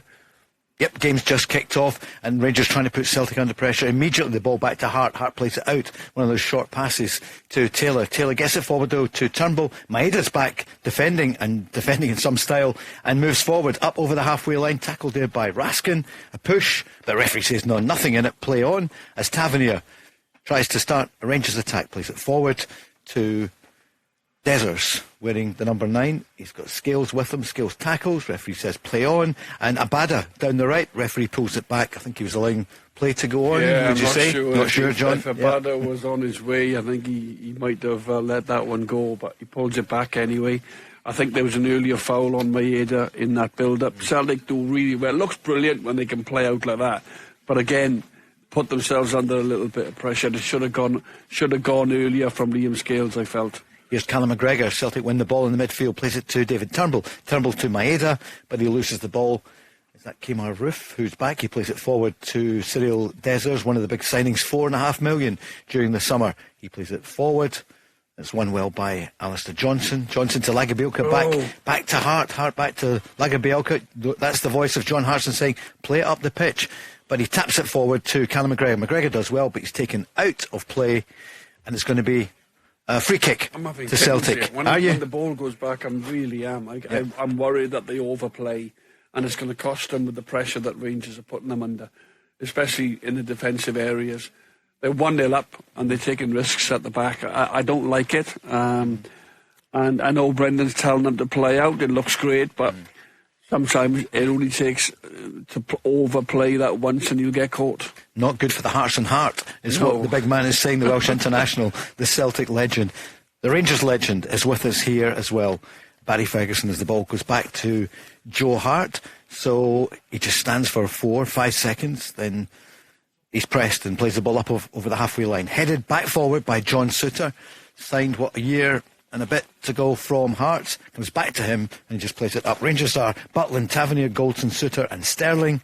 Jack, Raskin and Cantwell, Matondo and Dessers and Roof. On the bench, McCrory, Yilmaz, Lundstrom, Lawrence, Lammers, Cifuentes, Sima, Davies and Danilo. Celtic start and remain Hart, Johnson, Lagerbielke, Scales and Taylor, McGregor, O'Reilly, Turnbull, Abada and Maeda. Kyogo, the scorer. The ball's played back again to Joe Hart. That was Barry saying oof as Rangers thunder down, but it's cleared. But it's not a good clearance by Celtic. Rangers chance coming forward. Tavernier tries to slide it through, but it's picked up by Scales. He clears it, but only as far as Raskin. He's got to keep it there. He lost it, Barry, didn't he? Yeah, he's got to keep it there. There was a simple pass. Just sometimes the fans obviously want you to go forward, but just there was an easier square pass on there for Raskin, and just thankfully Celtic overhit the pass. And it's cleared by Butland. It goes out for a throw-in. Celtic on the bench of Bain, Palmer, the new signing, Yang, Holm, Kobayashi, O, Kwon, Bernabe and Ralston. Not the strongest of benches, you'd suggest, as Celtic are 1-up after 48.5 minutes at Ibrox. So Rangers coming forward, chance, play the ball, headed on there by Dessers. Barry, that was a chance, was it? Yeah, again, it's another longer ball, a good ball for Raskin into Dessers. He knocks it into a brilliant area, to be fair. You just need a few runners from the Rangers midfield. Free kick there, John. Yeah, I thought the referee missed it, but he came back and actually gave the foul against Cantwell. Didn't really have to foul. Rangers were in position, but he just trips Matt O'Reilly up, and it's a clear foul. So far for... Yeah, this is what Celtic want. Take a sting out of the game. And that's a foul there that Cantwell doesn't need to make, because Raskin obviously is on the ball. As Celtic try to come forward in the shape of... It's out to the right to Johnson. Johnson, long ball to Kyogo. He's got Goldson with him. Goldson plays it. It's a poor one. To Bada. Danger for Rangers. Chance for Celtic. What a chance there for Kyogo. Maeda. But John, it stayed out. Oh, it's brilliant from Abada and Kyogo. It's great pressure. Goldson just gets caught defensively. Just clearly see as Kyogo's pressure bounces over his head. Poor clearance from Goldson. Abada picks it up, plays it across the face of the goal. And Butland just gets a little touch, but a little bit more of a touch, and Maeda's coming in for a tap-in. So, good chance again for Celtic. Great break and great opportunity, and closing down. Barry? Celtic my heart was in my mouth there. Obviously, a poor clearance by Goldson. Abada flashes it across. Jack Butland actually makes a great save. Paul. Yeah. Do you know what? It's going to be a mistake. That's where the next goal is going to come from. Too many mistakes, really, from both sides. Great movement there by Celtic, though, out of nowhere, John. Should that have been a goal? But watch, here come Rangers now. 51 minutes gone, 1-0. Celtic, it was almost 2 a few moments ago. It's going to be a free kick to Celtic. And Barry, that's what they want. Just take the sting out of it. That's exactly what they want. 30 seconds, rest, get back into their shape there. But Rangers get away. Watch it here, there it's here. Jack Butland, what a save that is. Wow. It's the deftest of touches as well. From Abada? It's going in the back of the net. Brilliant save by Jack Butland. The speed of this game, well, you two have played in so many of them, it's breathtaking. As Celtic try to come forward now, 1 up in the derby. Is Rabbi Matondo. He's been quieter, started well for Rangers, but some good play there. Just plays it forward. Oh, no, it goes out of play. Thought the ball was coming for Dezers. It's a good touch. I think Matondo's trying to play a long-range crossfield pass to Dezers. Good. Greg Taylor read it really well and just managed to cut it out. Abada would have enjoyed that if it had gone in. John, having signed a new contract at the weekend, and some other clubs wanted him, but he's stayed in the transfer window. Matt O'Reilly, who's on the ball now, was wanted by Leeds. A £10 million bid was rejected by Celtic late last week, as Celtic now come forward. Lagerbielke to Scales. He's got Cantwell trying to dispossess him, but he does well, plays it to Taylor. Taylor, though, tackled by sometimes, Paul, I'm looking, listen, I know you want Rangers to go and press and put them under pressure. Sometimes you can't get there. Sometimes you just need to filter back into your position and allow them to get possession of the ball until they hit a certain area. I like the fact that they're trying to go and force Celtic into making a mistake, but sometimes it's impossible to do it every single minute of the game. 53 minutes gone. Rangers 0, Celtic 1. A long way to go here in the derby.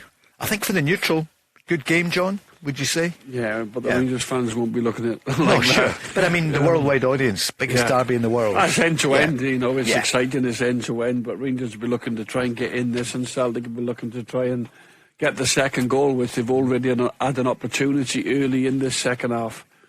But I believe it's the top players now who keep the ball, take the sting out of it. No fouls from Rangers, because that just lets Celtic just settle in, kills a couple of minutes. It's the intelligent ones. You're looking for your top players now to go and control the rest of the game. And John, for the two managers, it's massive. Brendan Rodgers, I think he only lost one Old Firm derby, didn't he? Last time round, just once. And for Michael Beale, he really wants to win here this afternoon. The teams have only played 3 league games. I think it guarantees nothing winning this game. Sure. But what it does is, Paul, it just makes the club and the team feel better about themselves for the next few weeks. Go into training, it's buzzing, and the fans are happy you've won a huge game. Celtic come forward, but too much on it. Sorry, John. That's what it does to win today, But it doesn't decide anything sort of long term, the result today. But of course, this is a massive game for both sets of supporters. It sure is. What it does is it gives you a boost. Yeah. Boost. It gives you the bragging rights for a few days. And listen, I think it's so important that Rangers at least take something out of this game today. Because people have said under Michael Beale, in the games that really count, Barry, he's still got to get a big victory. Yeah, but I think he's been open and honest about that. I think he knows that he obviously after Wednesday's disappointing result and performance, there's a chance here Cantwell into the box. Cantwell down the left. It's going to be a corner kick. Offside has gone. Yeah, but I think Michael Beale understands, and the players have got to understand that. Listen, that they've got to put a bit of pressure under Celtic because they've had a disappointing start to the season. You would say, obviously losing to Kilmarnock in the cup, and then obviously last weekend's result against St Johnstone, and see how they handle it. But up until now, Celtic have got the advantage. Let's get on John Hartson watch there, because again Celtic playing the ball out from the back. John, it's your trusty fullback Alistair Johnson making the mistake where he doesn't make too many. So Raskin picks it up for Rangers in the midfield, plays it out to the right to Cantwell. Cantwell tackled there by Maeda. It's going to be a free kick. So a bit untidy, but the former Norwich player winning the tussle there and gets that was a foul from Maeda. For sure. 55 and a half minutes gone at Ibrox. Rangers 0, Celtic 1. Kyogo in 45 minutes. It was the 47th minute of play as John Sutter comes up then for this free kick. The Rangers height. Goldson's up there as well. Jack is there. What Rangers don't need to do is force things. There's still plenty of time in the game, Paul. There's still 35 or so minutes left. Here comes the free kick, headed away. Comes to Cantwell, tries the shot, but it's way up, way over. And John, what are you thinking? How Callum McGregor? A lot's been said about the football he's playing really well today. He's been very good today. He's led by example. He always wants the ball. He's the one who's brave and wants it in tight areas, and he doesn't get on the ball. He actually drives forward with it and tries to make something happen in the game. As Celtic play that short ball again out of defence, it's not working for them. They've played it straight to Nicola Raskin. Chance for Rangers now, up into the Celtic penalty area in the shape of James Tavernier. Just dinks it in, looking to bring in Dessers, but it's cleared again. But Maeda has to do better. Tavernier, we know what Tavernier does. He's brilliant going forward, his delivery. He cannot be allowed to get crosses in without being put under pressure. Maeda has to be the right side defensively to stop Tavernier getting forward, because that is one of Rangers' best chances to get him back in this game with his delivery. Raskin for Rangers plays it into his own half, only just inside to the double act of Goldson and Suter. Suter forges forward, looks for Cantwell's good ball 25-30 yards out, plays it through for Dessers, just too much on it. He's got Matondo inside him still. The referee has he's played it well there, Johnson. He's got across the forward there. I don't think there was much in it, but Rangers need to make sure when Celtic make their mistakes, when they try and play out, they need to make sure they do something about it and create an opportunity, because Celtic are not going to change the way they're playing, Paul. John just says a couple of minutes into it he's nervous with trying to play out for the back, and you've just seen another mistake by Lagerbielke, who's trying to play out. Raskin obviously collects the ball, but Rangers need to take one of those opportunities. Referee's taking something to the fourth official. John, looks like a lighter or something that looks to have been thrown onto the pitch. We don't want to see any of that. Don't want to see that. Keep the players safe. And it's going to be a free kick, a goal kick. Well, free kick there for Celtic. It's just daft because you know, at the end of the day, you don't want to get in your club's fined for things like that, and also you chuck things on the take someone's eye. It's dangerous. Sure. Here comes Rangers down the left, trying to build something. Good tackle by Alistair Johnson. Bit of a tussle there. It's just stupid. The tackle on him. Just get on with the game. There haven't been any bookings yet, have there? As Cantwell sweeps it out to the right to his captain, James Tavernier, and top scorer. But at the moment it's Kyogo, the only goal of the game so far, as the ball's played into the box, headed away by Lagerbielke, heads it to Abada. Leo Abada, the Israeli international. What a ball through to Kyogo. Chance on for Celtic. Kyogo, he's got Suter with him. He gets round Suter. He goes for the shot, but it's way over the top. That's a real chance, John. Well, Kyogo makes a great run. Celtic are dangerous when they're defending because they're so good on a counter-attack. Kyogo makes a great run, turns back in on his left foot, And I think it's Abada makes a brilliant run alongside him, but Kyogo goes on his own and hits it over the bar. There, definitely decision making's got to be better, and he's got to square that to Abada, the oncoming runner. There are a handful down there, Barry, aren't there? As Rangers now come forward, ball's played through to Dezers. He leaves it. A chance on the edge of the box. Matondo gets round one player. He's got two Celtic players round him. Still Matondo. Clever play. Great shot. Pammed away by Joe Hart. Danger still on. Rangers, but the referee has spotted something. Barry, that was a real chance. Yeah, it was. Matondo's showed good feet. He's had an attempt on goal. Joe Hart's palmed it out. But getting back on that, with Kyogo's chances, you've got to be careful with Celtic on the counter. They've got guys who can really hurt you. And that's where I'm... When you're breaking forward, you need to make sure you're solid behind that break. And Celtic nearly got a second goal there. But that's better for Matondo. Very direct, cutting inside, and a good attempt on goal. The hour has come and gone, and Celtic are leading the defending champions up against Rangers, who will need silverware this season. Celtic are out of the Viaplay, the League Cup, but Rangers would love to get the title back as they come forward in the shape of that's a free kick, and it's going to be the first booking of the game. John, yeah, it's just Matondo shows great feet. He just cuts inside on that right foot, and Callum McGregor, it is actually just clips him. Yeah, it's a foul. Not quite sure about a booking, but it's definitely a foul. And an opportunity, Barry. What is it? 25. Yeah, it looks like Tavernier's lining it up. He's going to have an attempt on goal. What he needs to do is make sure Joe Hart works here. And you need, once he takes this free kick, I want to see runners in case Joe Hart obviously drops it or palms it out, which he often does, doesn't he? Yeah, so you've got to gamble at times, Paul, but I'm sure Tavernier is lining it up to have a pop on goal here. Celtic have O'Reilly, Scales, Lagabielka, Turnbull, Goldson in the wall as well, and Kyogo. In fact, there's Ryan Jack there. So James Tavernier, top scorer for Rangers so far this season. One of the Celtic players is lying there just in case, John. It's a low ball through. Here comes, what's that, 30 yards out, right in front of goals. Here he comes. Tavernier shoots, but it's past the post. Yeah, not one of his better efforts. Tavernier so dangerous from those areas, but uncharacteristically, Paul, he doesn't hit the target. Barry, you're thinking, looking at your bench, what's the manager? Is he thinking of you've got the £6 million man. Yeah, there, Danilo. Yeah. He's had a slow start to his Rangers career. But what an opportunity. What an opportunity to come on and make his mark. As Rangers. I'm sure he'll look to the bench in the next 5 or so minutes, Paul. He'll look to freshen it up in the forward areas. Rangers coming forward. Cantwell quickly into the box. It's cleared, but by David Turnbull, just to the head of Greg Taylor, but he doesn't manage to clear it. So Cantwell does well. Good ball forward to Tavernier. Tavernier down. It's tackled there by Maeda. It's going to be a corner kick for Rangers. Chance for Rangers, Barry. Yep, I said set pieces are always important in football matches, but with the presence that Rangers have got over Celtic, height-wise, this is where they need to make sure it counts. Celtic could have been 2-0 ahead a few minutes ago. It could be 1-1 from this. Let's see what's going to happen. Needs to be a good delivery.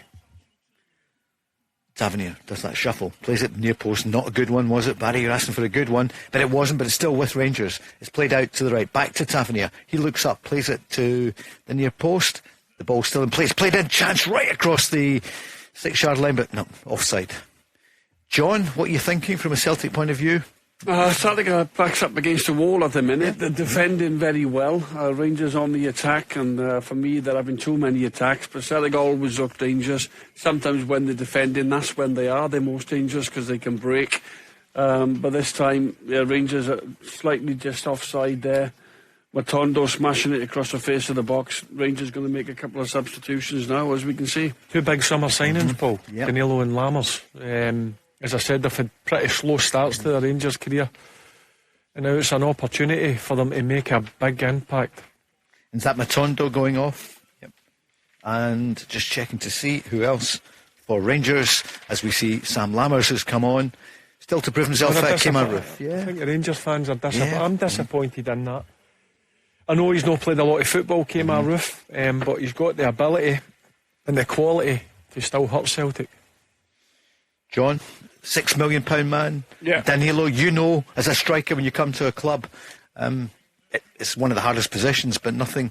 No, well, he needs to, if Rangers create him a chance, then he can see what he can do. But other than that, he gets his opportunity, doesn't he? And I am surprised that Motonzo and Roof have gone off. I thought they were Sterling. Ridvan's on for.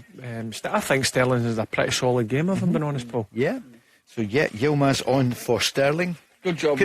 Good job that we're not currently the managers, because we've disagreed with all them 3 substitutions. John, what's happening at Celtic? Is that Yang and Ralston? Yeah, Ralston's coming on again. Let me see who was first. Probably Johnson. Let me see. No, well, 3 substitutions. It's Yang, Home, and Ralston coming on. We're just looking to see who's coming off. All change here at this point. So Yang coming on. Johnson coming. Yeah. Looks like Johnson is making his way off. Yeah, he's on for Ralston. Straight swap that. Yeah. And of course he's just back from a long-term injury, so no surprise maybe. Yep. So Anthony Ralston. Is Leila Bada coming off? Yang for Abada. But Barry, you're quite happy to see Abada going off, probably. Yeah, but he's a guy who can certainly hurt you. I know Yang's done pretty well since he's come in, but Abada's a very dangerous player, Paul. Indeed. Not just with his crosses into the box. He's a goal scorer as well. And Holm, the third Celtic substitution, is coming on for David Turnbull. Yep. David Turnbull. So Alistair Johnson has gone off. Ralston's on. Yang's on for Abada, and Holm is on for David Turnbull. Yeah, right back changed, right side wing changed in Abada, and Holm for Turnbull. And we'll find out in the next half an hour what it means. But Barry, did that affect you often if both sides had 3 players changing at the same time? Oh, not really. I think guys know their roles and responsibilities when they come on, Paul. That's what you've got a squad for. If things are not going well, you make changes. Fresh legs as well, Barry, because it's a hot day there too. A lot of players putting a lot of energy into it. Here's Yilmaz with the ball straight into the box, wins a corner. It's cleared there by Lagerbielke. 66 minutes have come and gone. Rangers 0, Celtic 1. So another corner kick, set piece for Rangers. And Barry, you've said, everyone knows this is when they can be dangerous. Yeah, I says before, the delivery's got to be good. Tavernier's delivery last time wasn't great. He needs to make sure he gets it in the mixer. Let's see where it goes then, to the far post, headed by Golson. Not a bad one, but over the top. Yeah, John. He gets himself in a great position. It's off the training ground. Tavernier, the big sort of curve in one. Golson around the back. Poor marking from Lagerbielke, but he heads it poorly just over the bar. He's got to head that back across where it came from into the danger zone for another player to come onto that header. Golson foraging forward for Rangers, wins a free kick, plays it to Raskin. Raskin just in the centre circle on the D towards the Celtic goal, plays it back to Conor Golson. Golson looks up, sweeps it forward, looking to bring in Danilo to get his first touch, wearing number 99. So it's Danilo, the £6 million man, looks up, plays it forward, tries to play it to Ryan Jack there, but that's that good play by Yang for Celtic, plays it out to Greg Taylor. Left back looks forward, plays it to Maeda. Maeda infield to Kyogo. Typical Celtic move. Plays it for Yang, who tries a shot, and it's a good stop there by Butland. His home wasn't again home. It was with the shot, but Yang did very well to come out with the ball. Some good play from Celtic. Home substitute just cut inside, had a shot, wasn't enough power on it to test Butland. Barry, you see that Celtic still carry a threat, don't they? On the break. Yeah, they counter very quickly, with the simple fact of the pace they've got in the team in the forward areas, Paul. Yeah. Butland, though, did well. As Rangers now it's a big come 20 forward. or so minutes for Rangers. Yeah, they need to make Joe Hart work. Remember Joe Hart, apart from Matondo, cutting in for the left-hand side and having a shot on goal. I don't really remember Joe Hart having much to do. It's Yilmaz who's come on, plays the ball into the box, but it's come straight to the hands of the former Man City and England goalkeeper, 75 caps. And as Barry said, he's not had a lot to do so far.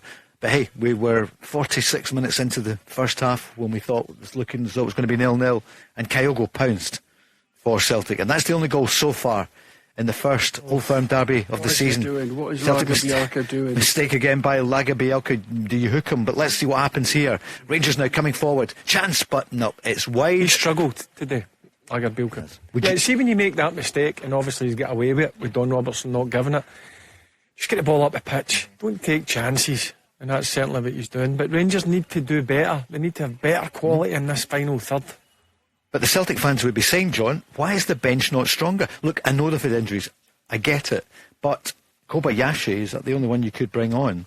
And, Kobayashi, they got Nat Phillips, they got, he's obviously not ready. Sure. You know what I'm saying, though? As Rangers come forward, Connor Goldson plays it out to the right to Cantwell. Rangers now, 70 minutes have gone.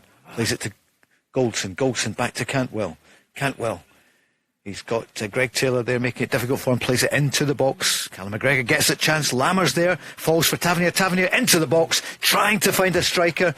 But it's cleared by Celtic, by Taylor. But he can't control it. He gets a lucky bounce of the ball. Still Greg Taylor. 2 Rangers players on him. And he's fouled. Nope. Referee says play on. Connor Goldson to the far post. Too much on it. I think the ball was out of play. And it was headed there by Tony Ralston. He's got a head knock into the advertising hoarding.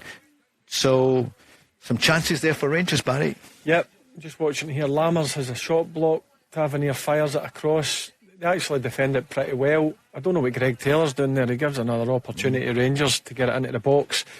And this is where they're changing corner kick taker. Cantwell's now went over instead of Tavernier. Make sure this is a good delivery into the box. Rangers. Make Celtic defend.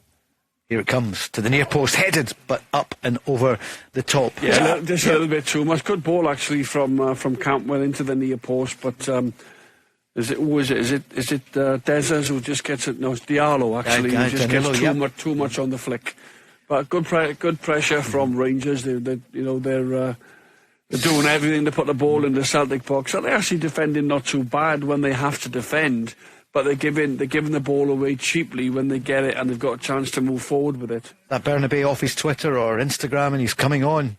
I see he liked the Haksabanovic comment a few days ago. Haksabanovic, of course, is gone. So the Argentinian player is going to come on in a few moments. He's just getting the tracksuit top off. Rangers 0, Celtic 1. 18 minutes plus stoppage to go. And crucial for both sides as Rangers come forward, but it's headed away by Lagerbielke, only as far as Ryan Jack, 20 yards out, goes for the shot, comes off a Celtic defence, and it's going to be another corner kick for Rangers, wave after wave. I just don't like how easy Rangers are getting in behind Celtic at the minute, Paul. They're just getting behind this constant. Which eventually, Barry, you will be... The long direct ball Celtic have struggled to deal with all day, and it's clear they've identified that, but they need to make more when they get opportunities. Oh, they need to do something about it. Corner kick in here. Well, but it's headed away. Tavernier in the race for the ball with is that home there, John? Yeah, he's got to do it's better. Rangers. Yep, Rangers again still. He's got to do better. You cannot give the ball away in them areas. Punt it up the field. You can't just do that. You've got to make Maeda. You've got to make these players run after the ball. Rangers need to make this pressure count. Have to make it count. Another corner kick. Cantwell into the box, looking for Goldson, but it's headed away. Still inside the box. Maeda, though, does well. The break on for Celtic. Maeda. He's got Turnbull. No, he's on. Yeah, he's fouled. He's fouled by Turnbull. It's a booking as well. But Paul, by not just putting the ball up in Rangers' half, you're just inviting pressure. Yep. It's happened so many times. Celtic giving the ball away in dangerous areas. I'm all for playing out and it looks great on the eye. It looks brilliant. Brendan Rodgers is encouraging the players to play like that.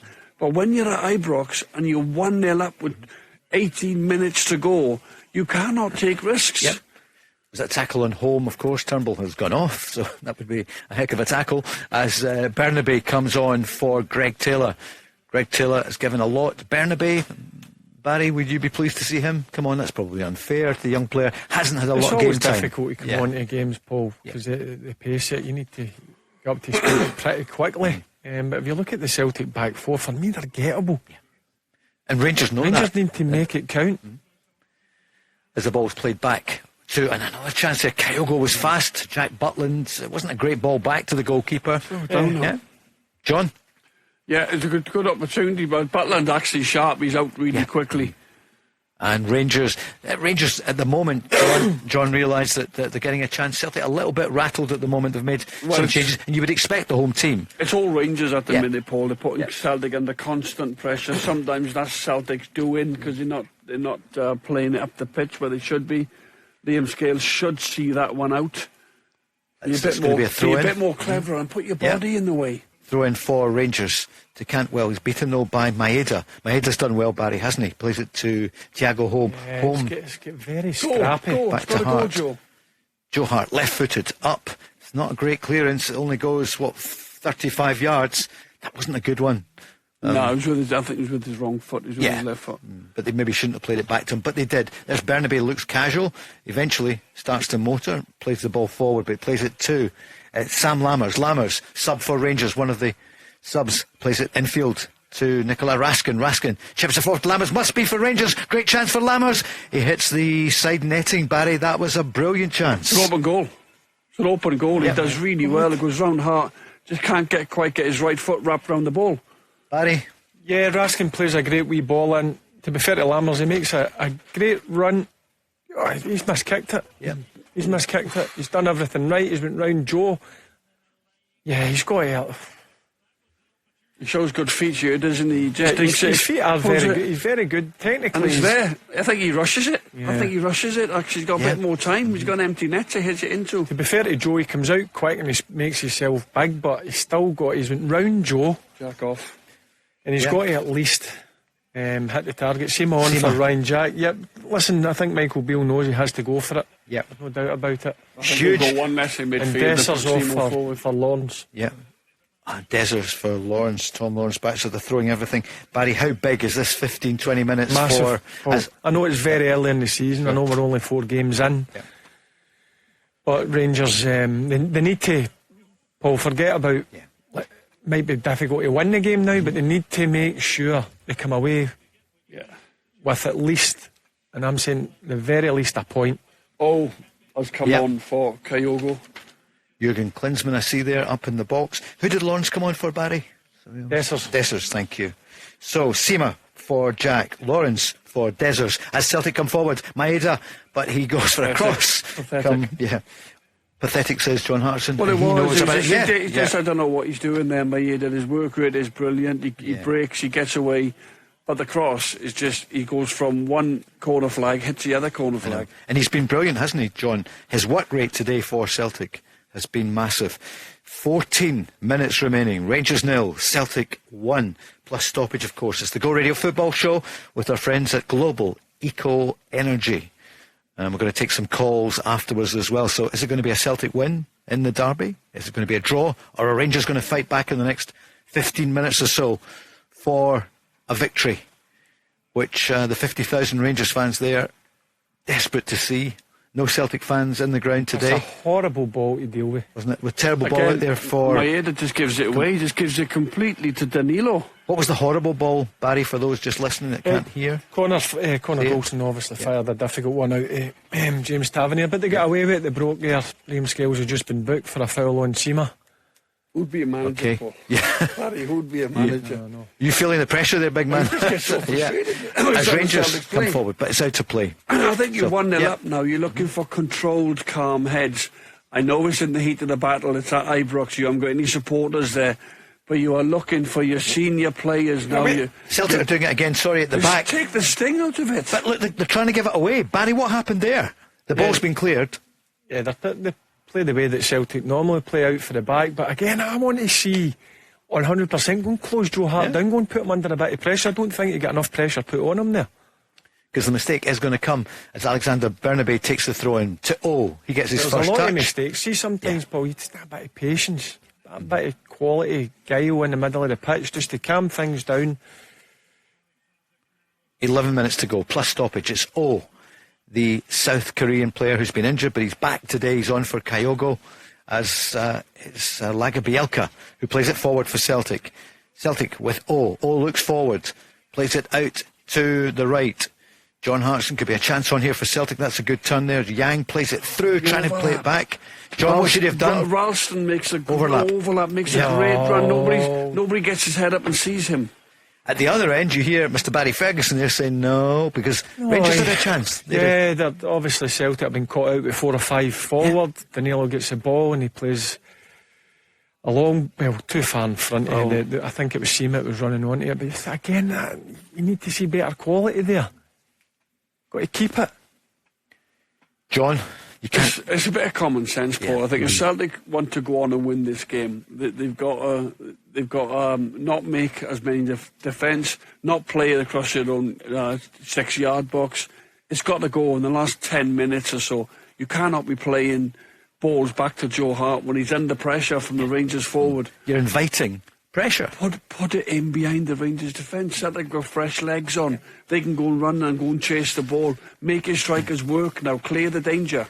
As Celtic now come forward, that was nearly a slip up there, allowing Matt O'Reilly through. He gets through, but it falls easily for Jack Butland, and he plays it up way over the halfway line, looking to try and find Danilo. But it's Lagerbielke who's there, and he plays it down the right. And the Celtic players will chase the ball if you play him behind. There's fresh legs on. Holm is on. As Maeda and Suter, neither of them fresh legs, have been on for 80 Rangers minutes. have been a bit erratic on the ball. Is that because desperation almost, Barry? Yeah, and I get that. Listen, the Rangers fans demand you to go forward, but sometimes you've got to be a bit patient, Paul. There's still a bit of time to go. They need to be more clever on the ball. As Cantwell tries to play it to Lammers, edge of the box, but it's cleared by Tony Ralston. Ralston just thumps it down into touch. Going to be a throw in. This is Paul Cooney with Barry Ferguson and John Hartson on the Go Radio Football Show with Global Eco Energy. Ridvan, as they call him, Yilmaz, takes the throw in for Rangers. The ball's played into the box, headed away by Liam Scales. Going to be a throw in for Rangers, just 15 yards from the touchline. This captain, James Tavernier, takes it quickly to Abdallah Seema. Seema back to Tavernier. Tavernier delivered into the box. Poor ball though, and it's picked up by Holm, John, isn't it? Is that Holm up over the halfway line? Great ball down the left. It's O who plays it in. A great chance here for Celtic. Tapped it on, but terrible ball. John, what happened there? Just quality, just real quality. Celtic are just lacking real quality. They could have put this game to bed. Little bit of composure. As Rangers come at the other end, into the box, is that a push? Rangers will say it's a push, or is it a slip? What's the referee saying? It's going to be a goal kick. Cantwell is down, and here it is again. Maeda with Cantwell. No. Nothing in that whatsoever. What a chance at the other end, though, Barry. Your heart must have been in your mouth, because that was a big chance. Yeah, again, another counter by Celtic. Pacey going forward, and the ball comes into Otie before Rangers get away with one there. Yeah. They get away with one. Celtic clear through, Paul, 3v2. Here it is, John. Yeah, I know it goes behind them. You've got to have better quality there. Of course you have. You'd be wishing you still had Kyogo on at that Look point. at Brendan Rodgers. Yep. You see then. He's kind of exasperated at that point. 8 minutes to go. That's the thing, John, with we've not seen that much, but he's not Kyogo. What happens as well, Paul, when you get tired, right? I used to get tired all the time.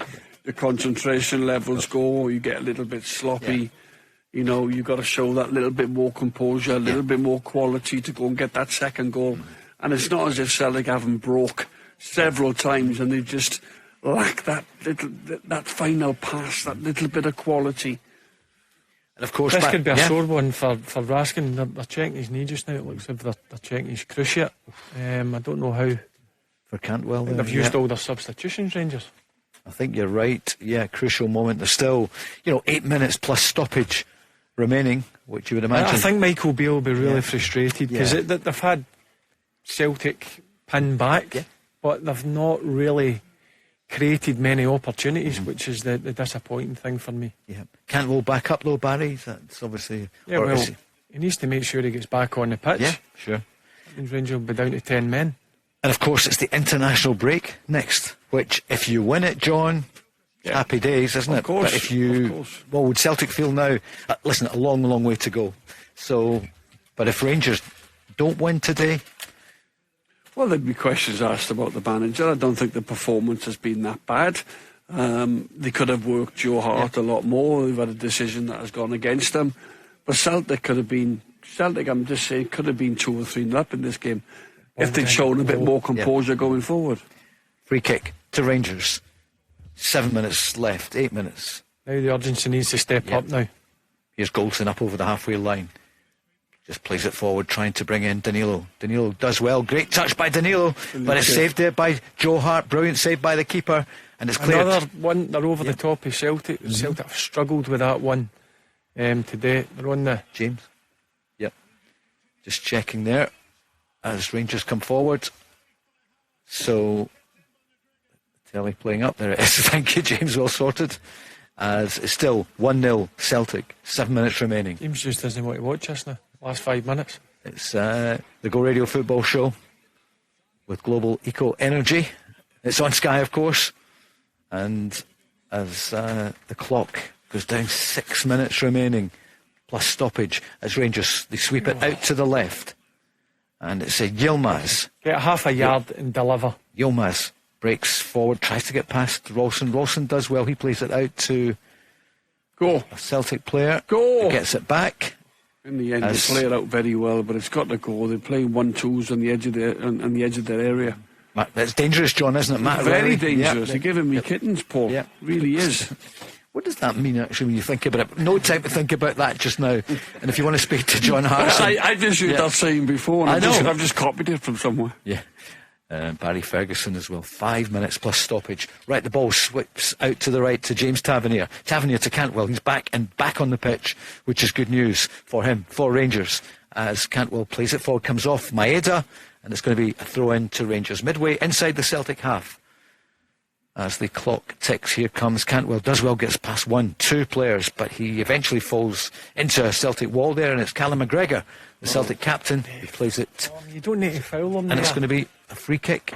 Did he buy the foul there, Barry? No, I don't think he needs it. It's a great ball by Connor Goldson there. It's a brilliant touch by Danilo. He does brilliant there. So does Joe Hart comes out and does really well. Spreads himself well. Joe Hart has done well, your old teammate. Barry has done well for Celtic. Yeah, he's come in for a fair bit of criticism. But listen, he can handle that, Joe. As Celtic come forward, Maeda, good save there by Butland. That came out of nothing as the stewards go round the back there with only a couple of minutes remaining plus stoppage, and it's Celtic now on the attack. Good. The ball is played out to the right. This is better. Passing it properly. Passing Stretching it for Celtic should. Yeah. Playing the ball out to the right. Yeah, giving it to the Yang. nearest man. Yeah. Keep the ball. Make Rangers work. He plays it back to Lager Bielka. John, I know when you're 1-up, you maybe think keep the ball. Don't play it back to the keeper. Look what's happened. Lager Bielka loses it again. Lager Bielka's just been so costly today for Celtic. He's got away with several poor passes out the back, taking risks. So it's Lager Bielka again who loses the ball, but it's still with Rangers. Cantwell, 25 yards out, plays it through Danilo, but it's played back to Joe Hart, who just thumps it up towards the halfway line. And Connor Goldson gets there first. He's kind of chasing him, but then he pulls up there as John Suter looks up. What are the options for Rangers? Out to the left to Yilmaz. Yilmaz plays it back in field. As Rangers come down the left, they've got lots of space. Play it into the box. Lagabielka clears. Good defending. He's good at that. Defend, do what you're good at. But unfortunately, he's not good at coming out with the ball and picking passes. As the ball's played into the box, a chance there. It's at the head of Lammers, but didn't connect well, Barry. Yeah, a good ball in from Yilmaz there. Lammers, he just doesn't get a brilliant connection on it. One thing about Lammers is he's excellent in there. Very, very good in there. So it's a big, what's going to be an injury time? What do you think, Barry? 5 minutes? Well, every sub. 7? 7? Yeah. I think almost every sub, haven't they, from both teams have come on. Yeah. 7 minutes. Thank you, James. I thought you were just estimating what it would be. So, 2 minutes plus the 7. I make that 9 minutes to go at Ibrox. Joe Hart, in the sunshine, thumps the ball way up over the halfway line. Looking for Celtic head, but it's Rangers coming forward again, down the left. Tony Ralston plays it back to Joe Hart. First time, He'll Joe. thump it. Well done. He does. You can hear John Hartson's happy with that one. It falls for but he can't control it. But it falls for a Celtic player, for Thiago. Home, out to the right to Yang. He's got Yilmaz with him. He cuts inside. goes left, goes right, still on the ball, zigzagging in, goes down in the box, nobody there. Doesn't he just get his ran head out of up. puff, didn't he? Doesn't get his head up. It does brilliant initially, but if you get your head up, you've got a simple pass. Yep. Opportunity there for Celtic, but it's still with Celtic. 1 minute remaining, plus the 7-minute stoppage. Good play there, O'Reilly and Maeda. You see the experience of the two of them, and O'Reilly, John, you'll take the ball for a walk. Yeah, over O'Reilly there. will. Yeah.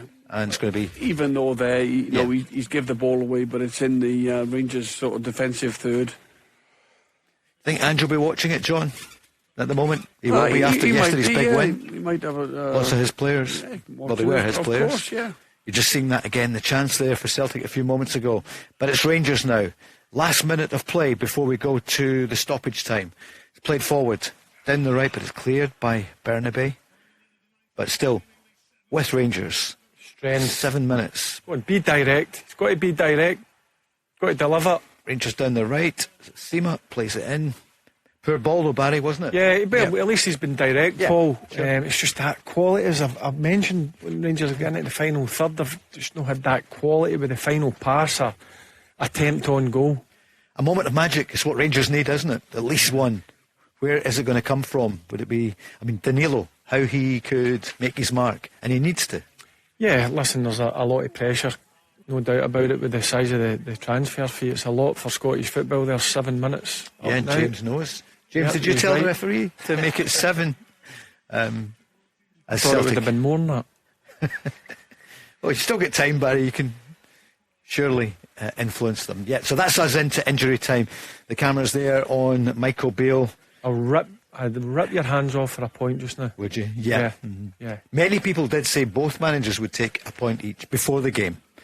John, I'm sure you're not saying that now, although you're not dismissing the fact there's 6.5 minutes to go of stoppage time. Yeah, it's not over yet. I think Rangers will try and put more pressure on Celtic. Celtic. Yeah, but no, it's okay. It's okay. Yeah, today, they just needed to be better with the ball. If they go on to win, it'd be an unbelievable result. Against the odds, I think, with the two centre-backs as well, both missing.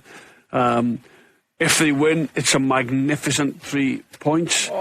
But work to be done. Very frustrating. Work to be done, in particular with the passing. Sure. Again, Paul, in great areas there. Lammers plays it. I think it's Tavernier. It's breaking from obviously the full-back area. It's just that final pass where Rangers have really lacked that final bit of quality, as I've mentioned, in the final third. 5.5 minutes of stoppage remaining as Callum McGregor does well. He's given everything, the Celtic captain, and he's fouled there. Oh, in fact, he'll be fine, he'll get back up. But you don't often see him complaining there. I think he took a little bit. Experience here, Paul, by 30 seconds. No, you reckon? He is such a... the two captains have given everything, as always. James Tavernier as well. Has he got a goal? Yeah, again, listen... I've always supported Tavernier. Listen, defensively, sometimes he lets himself down, but going forward, Paul, his numbers and his record is outstanding. Let's be honest with that. What would this mean for Brendan Rodgers, John? Listen, we're not there yet, so we've got 5 minutes remaining. So maybe we'll talk then, because there's still time. Well, for either side to score again. Rangers would be for the first time. As Seema, he would love to make his mark, so he plays it infield. Rangers now coming forward, up over the halfway line. To Tavernier, that we just mentioned, has covered every blade of grass, a bit like Callum McGregor. The other captain to Yilmaz. Yilmaz, 30 yards out. He's looking for options. Plays it out to the right to Cantwell. Cantwell, is the shot on? It is. Straight into the arms of Joe Hart. They work it well there, Tavernier across to Yilmaz. To be fair, he plays a good pass to Cantwell. If you're going to hit that shot, you've got to fire it into towards the ground. Yeah, it doesn't come down from there, to be honest. Good first touch though, wasn't he? He took the position up really well, give a really good angle for Yilmaz's pass. Expected a little bit more there from Cantwell. John, we're getting into the area now with 93 minutes gone. There's only 4 remaining. What does Celtic do now? Batten down the hatches? That's exactly what they do. They defend with their lives, and I've been saying they have to clear the ball at crucial times. Certainly now, no risks. Don't put yourself under pressure now. Take no risks. And for Rangers, Seema coming forward to Cantwell. Cantwell to Raskin. Half a to yard Lawrence. deliver. Yep. Down the right. Seema goes and wins. No, I thought he'd won the corner, but the ball's still in play. Burnaby wins a throw in for Celtic. For Rangers, Barry, just got to give everything now. Just go for I've it. been saying that for the last 15 or 20 minutes, Paul. Yeah. And they've got into some brilliant areas in the final third. And as I said, it's just that bit of quality's let them down. And that's the thing I think will frustrate Michael Beale. The lack of quality at the end. Isn't The it, end product. yeah, but it really matters. Yep. They've worked into good positions. Listen, they've dominated the second half. Celtic have broken a few occasions, but they've got into great areas, but they've not made Joe Hart work as enough, I don't think. 2 minutes 40 seconds remaining at Ibrox as Celtic come forward. Home threads it through to Maeda into the box, looking for but just too much on it. How many of them have Celtic had today? And this means it swings the other way, John, for Rangers now. Yilmaz on down the left. attack with Yilmaz. That's the danger, isn't it? Tends to go back. If you're on the attack. The fans are demanding Inside to get to the ball Raskin. forward. As the ball's played out to the right, Cantwell involved in so much for Rangers. Good ball through to Yilmaz. Yilmaz plays it, comes off one of his own players. Still the Rangers. Lammers, edge of the box. Seema chips it forwards. Head from Cantwell, but Barry, no. Never going to score from there. He's just body, the shape that his body was in. He's never going to turn his head and get that header on target, was he, Barry? No. But again, see there, Seema gets in that area. John, half a yard down to the line and fire it across the goal.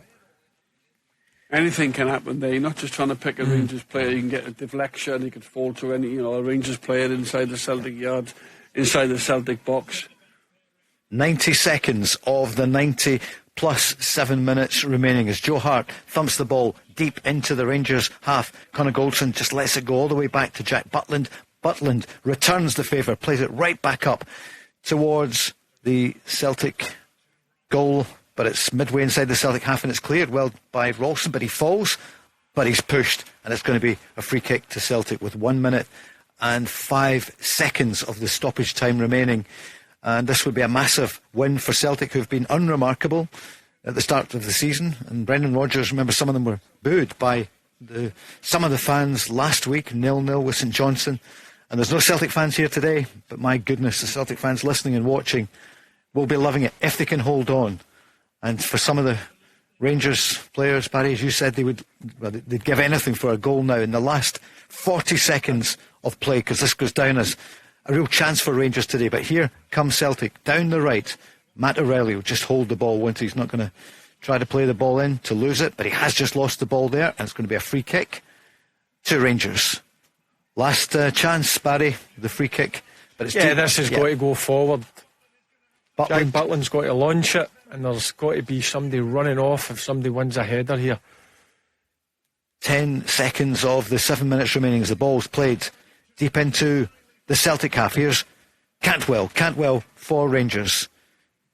He's tackled there, and it's won by Celtic as the referee's got the whistle in his mouth. The whistle's gone. Celtic win the derby. Rangers 0, Celtic 1, and it was right on half time. Kyogo with a wonder strike. Rangers felt they should have had a goal earlier on, but VAR said no, and Celtic take the points. John Hartson. It's a brilliant 3 points for Celtic. Not a classic performance, but a brilliant 3 points. They had to dig in, they had to defend, they made mistakes at the back. Credit to Kyogo. He's been the difference in the game, that quality striker with a brilliant finish. Rangers had opportunities. Celtic got a little bit of luck, obviously, with Dez's disallowed goal. But the 3 points, Celtic decimated with injuries. Just had to put a team out today. You look at the two centre-backs, Liam Scales and Lagerbielke. Lagerbielke, I thought today, really struggled with the mistakes that he made. But listen, who cares now? It's 3 points. International break. Celtic back at the top of the league. It's a brilliant win at Ibrox, in particular with no fans and all the injury problems that Brendan Rodgers had. Barry, what would you say?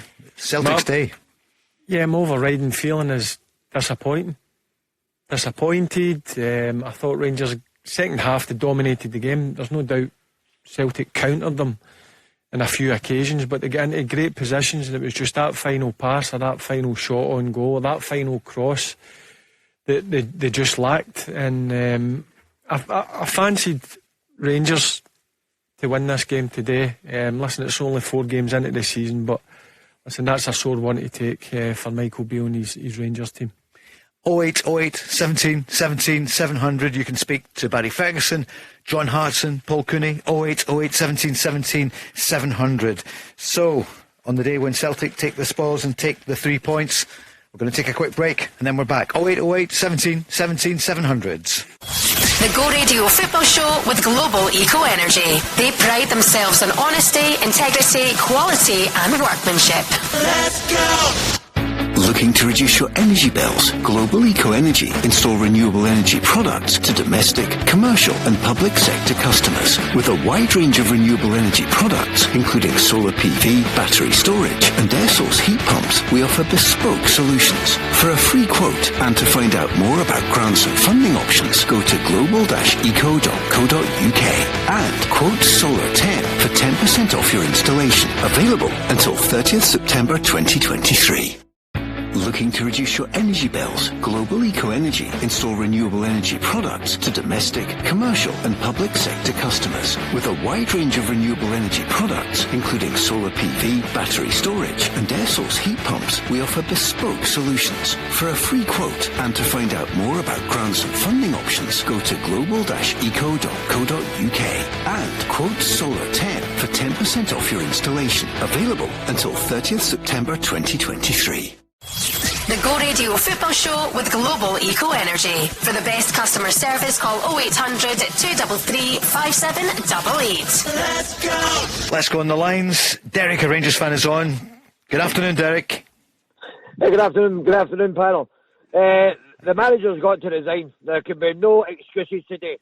And Barry, the cheerleader, Ferguson, never mind defending this man tonight. This man should resign and take the failed duds that he's bought along with Derek, what are you talking about, cheerleader? Well, you constantly find back the manager. When was the last time we won a key game? Listen, you're 4 games into a season and you're wanting a manager out. Sorry? You're 4 games into a season, you beat off Celtic today. So don't make excuses, Barry. You're 4 games, you're 4 points behind a rubbish Celtic team. The man should resign if it any dignity. Well, listen, I totally disagree with you. There you go, I totally disagree with you. Derek, and I'm allowed my opinion. How am I cheerleader for him? How am I cheerleader for him?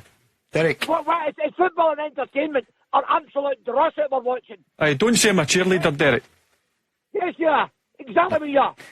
You're talking Derek, absolute nonsense, mate. Derek, take a deep breath. You often make good don't let points. Him take a deep breath. He's talking absolute nonsense. That's what he's talking. Barry's no cheerleader. Barry says what he thinks.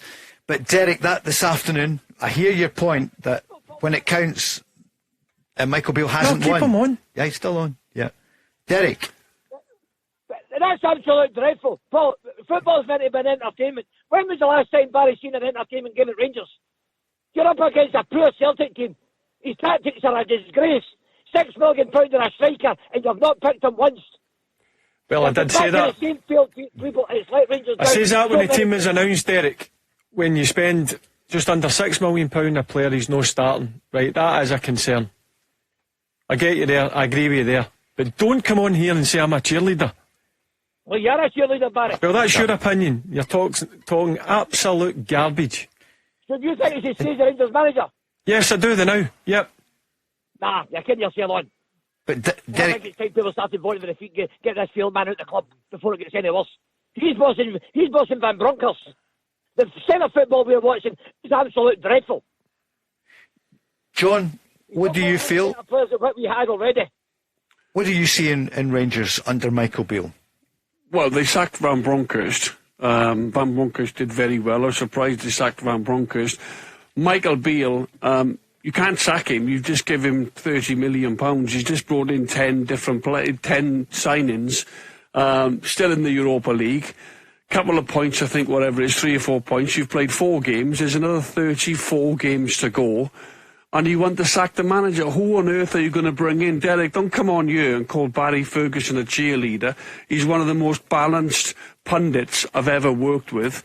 Yes, he's Rangers through and through, but talks and describes his opinion.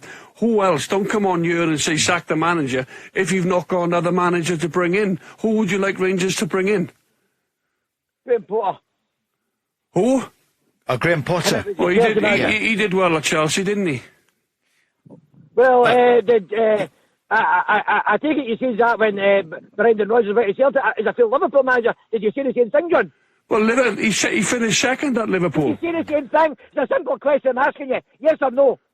No, he's finished second at Liverpool, and he's won a back-to-back. He's won a back-to-back treble at Celtic.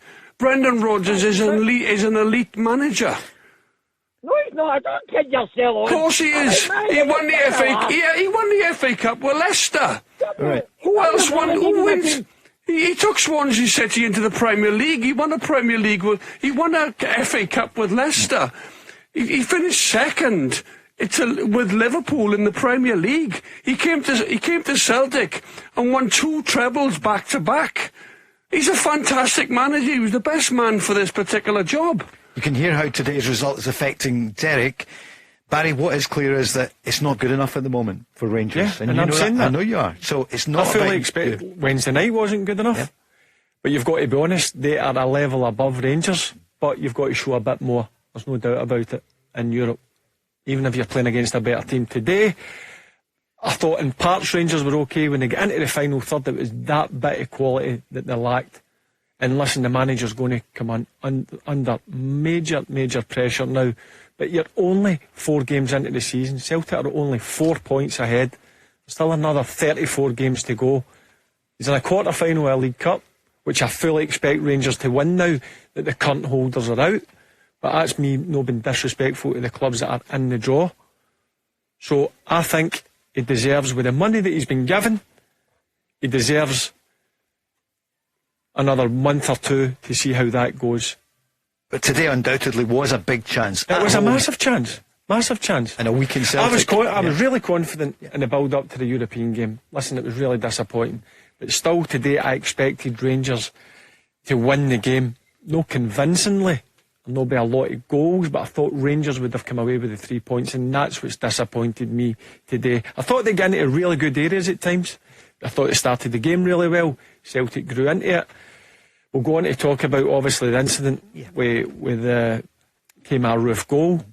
But that's no excuses. Listen, Celtic scored at a crucial time. I still expected more of this in the second half of the Rangers team. As I said, they get into some great positions. It was just that final pass, cross or shot on goal that wasn't good enough. Derek, you still there? What did you feel about the Kemar Roof goal that was disallowed? It should have been a goal. I thought it was Celtic player was doing the fouling. I agree with you. We both agree, Derek, in the studio that it should have been a goal. We felt that Lagerbielke kicked the back of Dez's calf. Lagerbielke was clever. He played with the referee. He went down. He bought the foul, if you like. But for me, if that goal goes in, it's a different story. Rangers, I think they were poor today in offensive areas going forward. I thought they had a couple of opportunities. But again, I thought Celtic looked very good on the break. It was one of those games. You were favourites going into today's game. Rangers fans and the Rangers players would have really, really fancied today. Celtic, I'm not one for the previous 2, going out in the cup and drawing with St Johnstone. You know, Rangers would have felt, with all their supporters at Ibrox today, this was a big opportunity. Yes, it's a disappointing result, but I just think you need to settle down a little bit, Derek. I'm not really qualified to talk about Rangers, really. I'm not really party to what they do, but I think it is slightly a little bit early to be calling for the manager's head. He's only had 4 games in charge this season. Obviously, he did okay last season, did okay, went on good winning runs, didn't win nothing, but in particular this season I think it's far too early to be calling for the manager's head, personally. Alright, Derek, thanks for calling. 0808 17 17 700. Derek there, well, you can hear. Listen, I get he's angry, but come on here and call me a cheerleader. Listen, listen, he's entitled to his opinion. Sure. And it shows. I'm angry. I'm sitting here angry. But for me to call for the manager's head 4 games into a season after he's been given a decent amount of funds to go and strengthen the team, I think it's too early. But you don't get much time. You look at Gio last season. Yeah. He got to the World Cup break. There was a few really iffy results towards that. And if you don't listen, he is under pressure. He's got to deliver the first cup of the season, but he's got to make sure that they get back to winning ways domestically going forward. And that cup could be his biggest ally, couldn't it? The League Cup, the Viaplay Cup. Then, Paul, I said it's a must-win cup, and I'm not being disrespectful to Livingston, who they play, and then you've got Hearts and Aberdeen, etc., still in the draw, but Rangers need to be delivering the League Cup. I can see Lagerbielke and Scales being interviewed, John, on Sky. What would you be asking them just now, saying, my goodness, you've won? Yeah, they defended well when they had to defend. It was just the dallying on the ball and not making the right decisions in terms of taking risks at the back. And Paul, people might shoot me down for this. That's the way Brendan Rodgers wants them to play. He wants them to play out from the back. But my viewpoint is, if there's 3 Rangers players closing you down and you're under pressure, you can't be playing along the 6-yard box. You can't be trying to play out when you're considerably under pressure by Rangers players coming at you with pace. That's we see in the goal again. So for me, they've got to make better decisions defensively. Barry, for Liam Scales, didn't do too badly for a player that probably would have been back up at Aberdeen.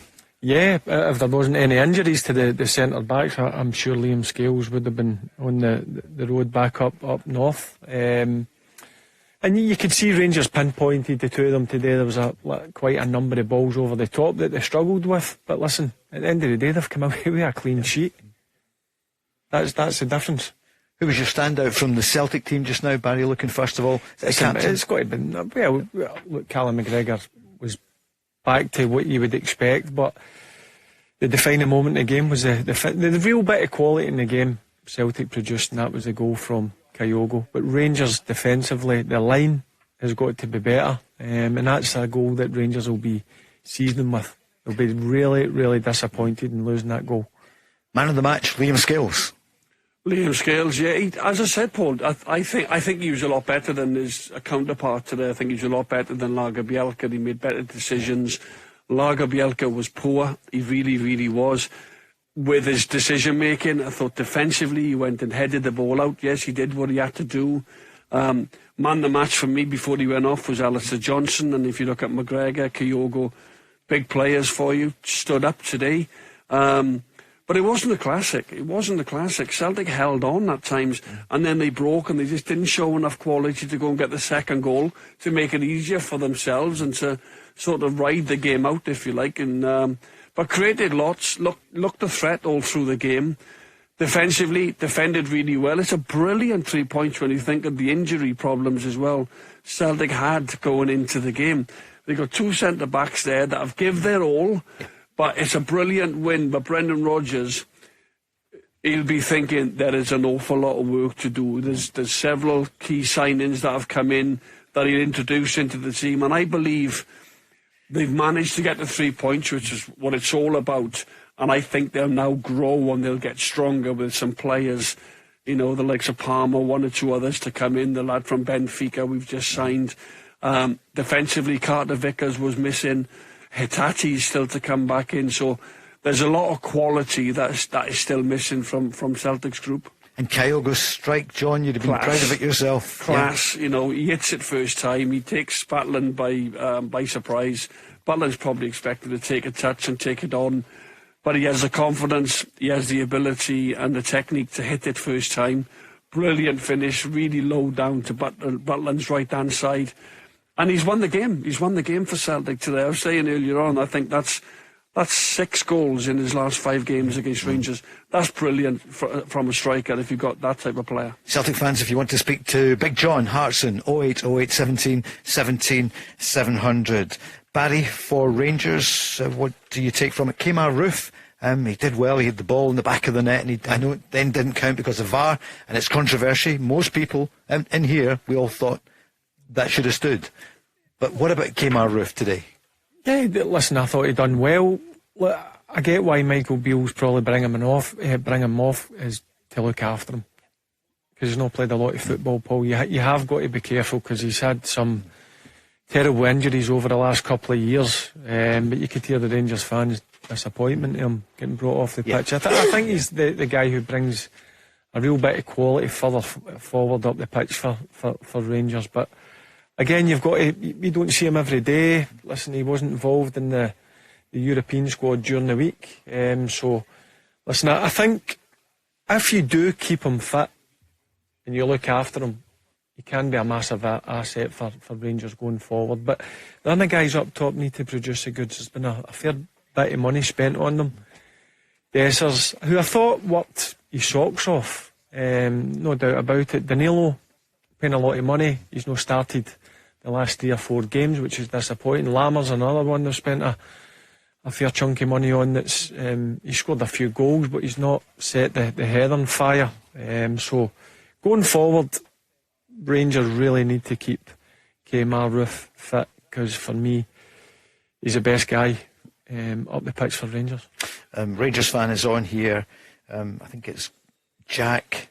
Yep, saying it was a makeshift Celtic team, but Rangers couldn't get the better of them. He said, I agree about the goal should have stood, but Rangers should have had more in the tank. It was a makeshift Celtic team. They were disappointing in the final third. It's that bit of quality. The only bit of quality that happened in the game, because Celtic broke away in 3 or 4 occasions, and their quality from their cross or pass wasn't good, and that was very simple. Rangers dominated the second half, but when they get into the final third, they just couldn't produce the goods to obviously make Joe Hart work. He made a couple of saves, but they were straight at him.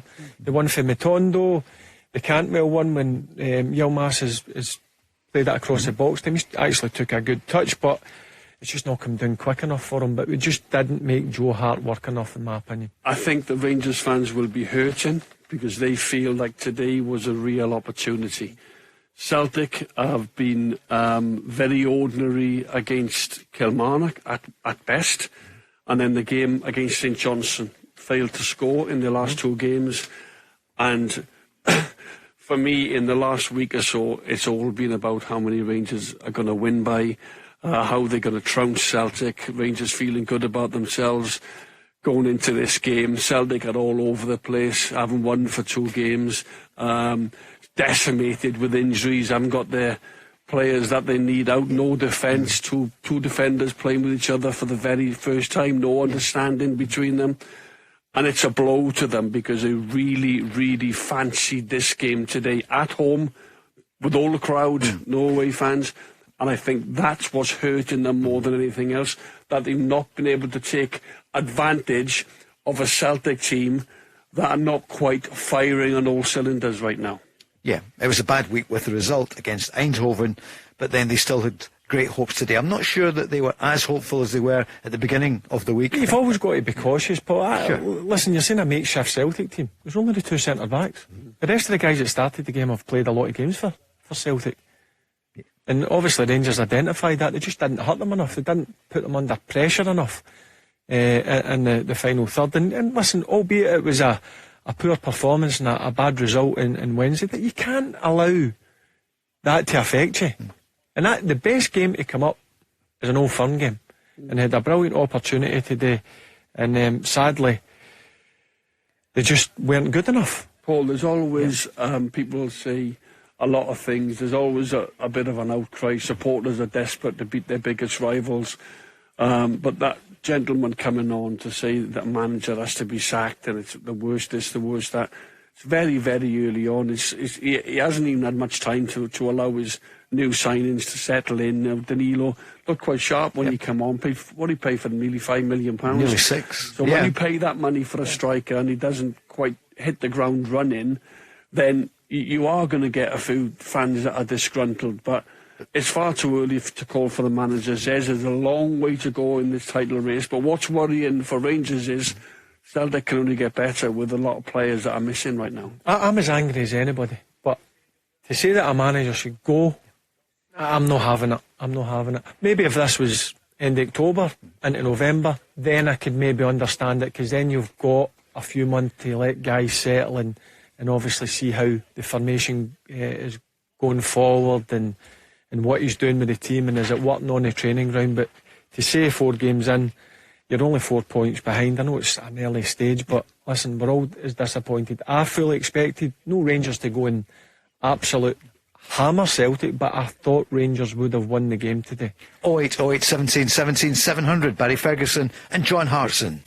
The Go Radio Football Show with Global Eco Energy. Free quotes for solar PV, battery storage, heat pumps and garden projects. Let's go! It's the aftermath of the Old Firm derby. Celtic winning by 1-0. Kyogo, top scorer last season, who struck just before half-time in injury time in the first half.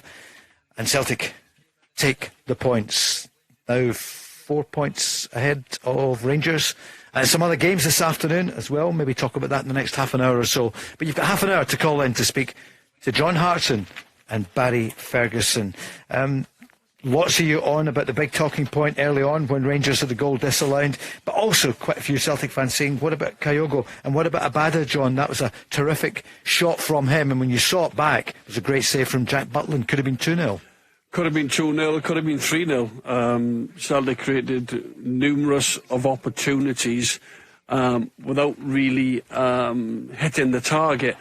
You know, how many times? It must have been 4 or 5 times in the game today where the ball just sort of fizzed along the 6-yard box, and Celtic were just an inch or two away from getting their toe on it and scoring a goal. And it's just taking care. It's just the weight of the pass, the quality. We know the quality's there. It wasn't quite exposed today enough from Celtic, but the one bit of quality we saw was from the goal scorer Kyogo. Brilliant. Here's a Celtic fan on. Laurie is on. Good afternoon, Laurie. Good afternoon, panel. Congratulations to John. Commiserations to Barry. I did predict the result. I'm not coming on to gloat several days ago when I was last in the programme. Yeah. And for me, there are 2 huge differences between Celtic and Rangers, as follows. In Kyogo Furuhashi, Celtic have a striker of undoubted ability and a clinical finisher. Although, he could easily have scored a hat-trick today. His touch in front of goal deserted him uncharacteristically on a couple of occasions. The goal he scored was top drawer. Rangers, for their part, I'm afraid, don't have anywhere near the quality in their forward line that we have with Kyogo. But for me, the biggest difference of all is that Brendan Rodgers is a top drawer manager. Celtic tried to play football at all times today, stringing passes together, moving the ball with confidence and quickness. Michael Beale is bereft of any game plan. He's tactically naive. Earlier in the summer transfer window, he brought in a glut of strikers. None of whom, to me, has impressed thus far in the campaign, albeit we're only 4 games into the league. Yeah. But the other thing that I noticed was, what's the point in bringing in a glut of strikers if you've not got an orthodox, a conventional winger to feed them with ammunition? I couldn't understand that. I don't think Michael Beale, I hear what Barry's saying, he's not going to accept anybody crying for his head at this stage. But I'll tell you what, the Rangers supporters will do that. Yep. I don't think, this is his 6th competitive game against Celtic today. He recorded 1 win, which was a meaningless rubber at the end of the season after Celtic had clinched the league. The other 5 games, 4 Celtic victories when they mattered, and a draw at Ibrox Stadium. The panel's thoughts. Barry, what would you say First about... and foremost, in terms of Kyogo, yeah. I've got to agree with Laurie, and I've said that the wee man up top for them is the difference maker. He's very special. Yeah, he's a special player, and I can understand why Celtic have signed him up on another long-term contract, because I'm sure there is a number of clubs looking at him and will be desperate to take him. And Rangers sadly haven't got a player of that quality at this moment in time. Because he's a difference maker. And I agree with Laurie, he wasn't as sharp as normal inside the box. I thought maybe a chance, who was it, to cut it back, it was just slightly behind him, but his finish. And I think John mentioned it took Jack Butland by surprise. he's maybe think he's going to take another touch or two and take it in towards the goal. Then that obviously makes it easier for Jack Butland to make the goal smaller. But the finish was top drawer, and that was the difference today. The quality, one bit of quality in the game won the game, and that was from Celtic. But in terms of Rangers going forward, there has been a fair bit of money spent in the forward areas, and they need to start producing. They need to start producing quickly. And what about the width question, which Laurie put? Yeah, that's a good point. But I mean, I've mentioned quite a number of fans have asked me, not just in this radio station, but when I'm out and about, and Michael Beale doesn't play with wingers. He doesn't like to play with wingers. He gets his width off the fullbacks, and that's the way that he likes to play. And I wasn't surprised there wasn't a winger brought in the transfer window, because he doesn't like. He likes to play the inverted guys who play on the right hand side and the left hand side like to come in and kind of play like a number 10, and then obviously fullbacks get the width further up the pitch. So in terms of Rangers fans saying to me we're desperate for an out and out winger, a kind of Ryan Kent type player, it was never going to happen, because Rangers don't play that way.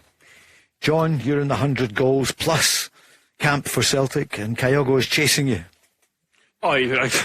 Listen, I'll step over any day for Kyogo to go past me. It's a case of how long he stays at the club. We're talking about Kyogo's finish today, but he's been doing this for the last 2.5 years. You know, he's on 50-odd goals of whatever, nearly 60 goals. So when as a football team, you've got somebody that prolific, you're always in the game. Yeah. Because he only needs a chance. Sometimes, he's settled games for Celtic. I keep saying it, his 6th goal in 5 of his last games against Rangers. His record stands up with anybody. But as I think Brendan Rodgers today was struggling a little bit to almost pick his team. You look at decimated, as I said, centre-backs is his main problem. But the other 9 players, Laurie, are outside of his 2 centre-backs, Lager, Bielka and Scales. Everybody else had great experience of winning this game, the big game against your biggest rivals. So his main concern was his 2 centre-backs. I thought they defended very strongly when they had to. I was worried at times when Celtic tried to play out and almost put themselves in real danger, under pressure. I think they take risks. You can't take risks at Ibrox, you'll get done. Eventually, they didn't today, but they nearly did on several occasions. So today, he adapted the Ange sort of style, 4 at the back, similar 3 midfield players who we know we're accustomed to, and the same front 3. And they just said, look, go and play. And he's hoping that the 2 defenders, the 2 centre-backs, could manage to keep Rangers quiet. Rangers had 1 or 2 opportunities, but Celtic just went and played and created opportunities. Could have scored more goals. The scoreline could have been better. But for me, it was a terrific win. But Brendan Rodgers is no mug. He's no fool. He'll be saying, let's enjoy these 3 points, but let's get on the training ground, get our players back, get our new signings integrated in with the system and the style. And I think they'll get better. I think they'll get better and better, Celtic, as the season goes on. What do you see in Rangers, John? That when Laurie said about, a wide player, and I hear what Barry says, it's not the way the manager's going to play.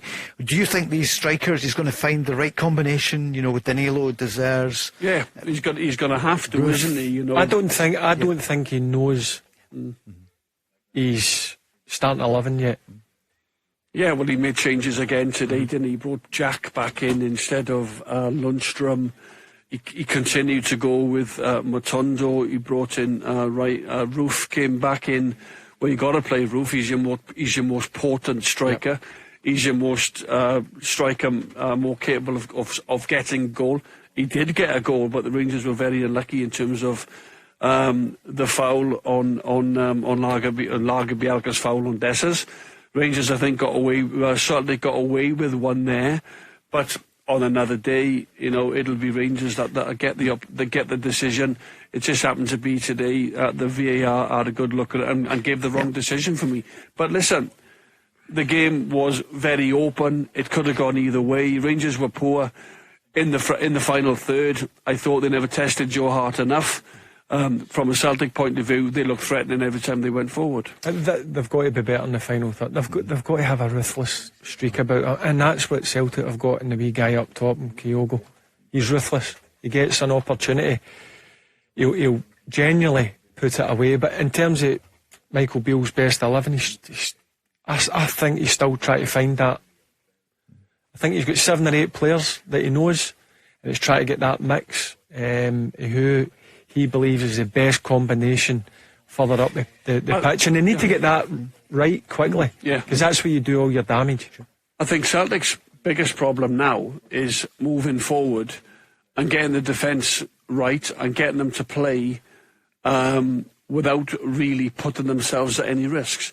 As I've said, if you can play out and there's room to play and there's angles and there's space and there's a player available, yes, give it to him. It looks great. That's the way to play out. But please, you've got to stop taking risks.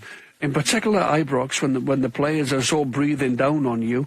And today, Celtic got away with taking far too many risks. I don't want to put a damper on the result, because it's a brilliant win against your biggest rivals in a stadium where you had no fans. It's an outstanding 3 points. Laurie, do you think some of the pressure comes off Brendan Rodgers, not least from his own fans? As far as I was concerned, Paul, there was never any pressure on him personally from me. No. You know what? There was an awful lot of negativity regarding Brendan Rodgers. The naysayers and the prophets of gloom and doom were having a go at the guy. Totally unjustified. I thought that Liam Scales was a colossus today for Celtic. And he probably was the defender in the back four. It was perceived by many to have been, a potential weak link. Celtic made an exit against Kilmarnock in the League Cup. Disappointing to go to any tournament. But of the 3 domestic trophies up for grabs, that probably is the least prestigious insofar as winning the League Cup just to get you a passport into Europe, as it did many years ago. You can go into Europe with Ryanair or Flybe for £29. Laurie, can I also say, mate, we've won it 5 times out of the last 7 years, so we had a good run in the League Cup. And Laurie, you didn't say that 2 years ago when it kicked things off for you under Ange Postecoglou. That was a huge win, and you know that, to get that in that first season under Ange. Laurie, thanks for putting your calls and your points really well. Thank you. Speak to you soon. Cheers, Laurie there calling in. Bit of banter there from Laurie. Flybe, they're not about now. They're not about it, Laurie. Exactly. Come on. Jet 2. Exactly. Logan Air. No, okay. Put them onto the advertising department. But listen, in terms of it, yeah. there's a fair amount of pressure now. Does go on Rangers. Yeah. Where the expectations with the Rangers fans going to Ibrox and the Rangers fans watching it in their houses and watching it in the pubs. They expected Rangers to win, and I'm just watching back the Celtic goal. I think they'll watch it back in the line. You just see Connor Golson. You look at it, the back line's all over the place. Yep. But take nothing away for the finish. He struck it unbelievably well past a top goalkeeper, and he's been one of the major plus points for Rangers. Jack Butland. He's been a brilliant signing for Rangers, but overriding feeling is major disappointment, Paul. Yep. Yeah, I'm not going to deny that. I just felt it was a real chance for Rangers. After watching Celtic, which I did last week against St Johnstone, I'm thinking they're no at it. They're not as good as they were last year. And I thought it was a big opportunity for Rangers. And listen, they've disappointed the Rangers fans today. Brendan Rodgers interviewed on Sky a few moments ago. I just heard a little bit, but he said that Celtic are going to get better. And I think Celtic fans would feel that. I think a lot of them were worried about today. John, at the start you were saying, well, I'm not sure. Well, I actually thought Rangers were favourites to go into the game. I know they got thumped midweek against a really good side. It's very difficult. But people say, will they be tired? Will it be a bit of a hangover? No, not at all. There wasn't. You get yourself ready for this game. You can play an Old Firm game every single day of the week and you're up for it. That's how much they mean. It's a disappointing day, I suppose, for Rangers on the back of, I think their supporters really, really fancied it today, Paul. I think they really, really did. against a Celtic team who have not been firing. But as you say, the frightening thing is, I think Celtic will get better. Barry, looking at some of it there, it was more like the Celtic of last season. I was just watching the Kyogo Kyogo chance in the first half. Jack Butland didn't actually save it. Oh, did he not? No. It was Connor Golson that obviously he cleared it off the line. But Rangers, as I said, they need a difference maker, Paul, in that final third. That's where games are won for me. Is he in the house? Is he there?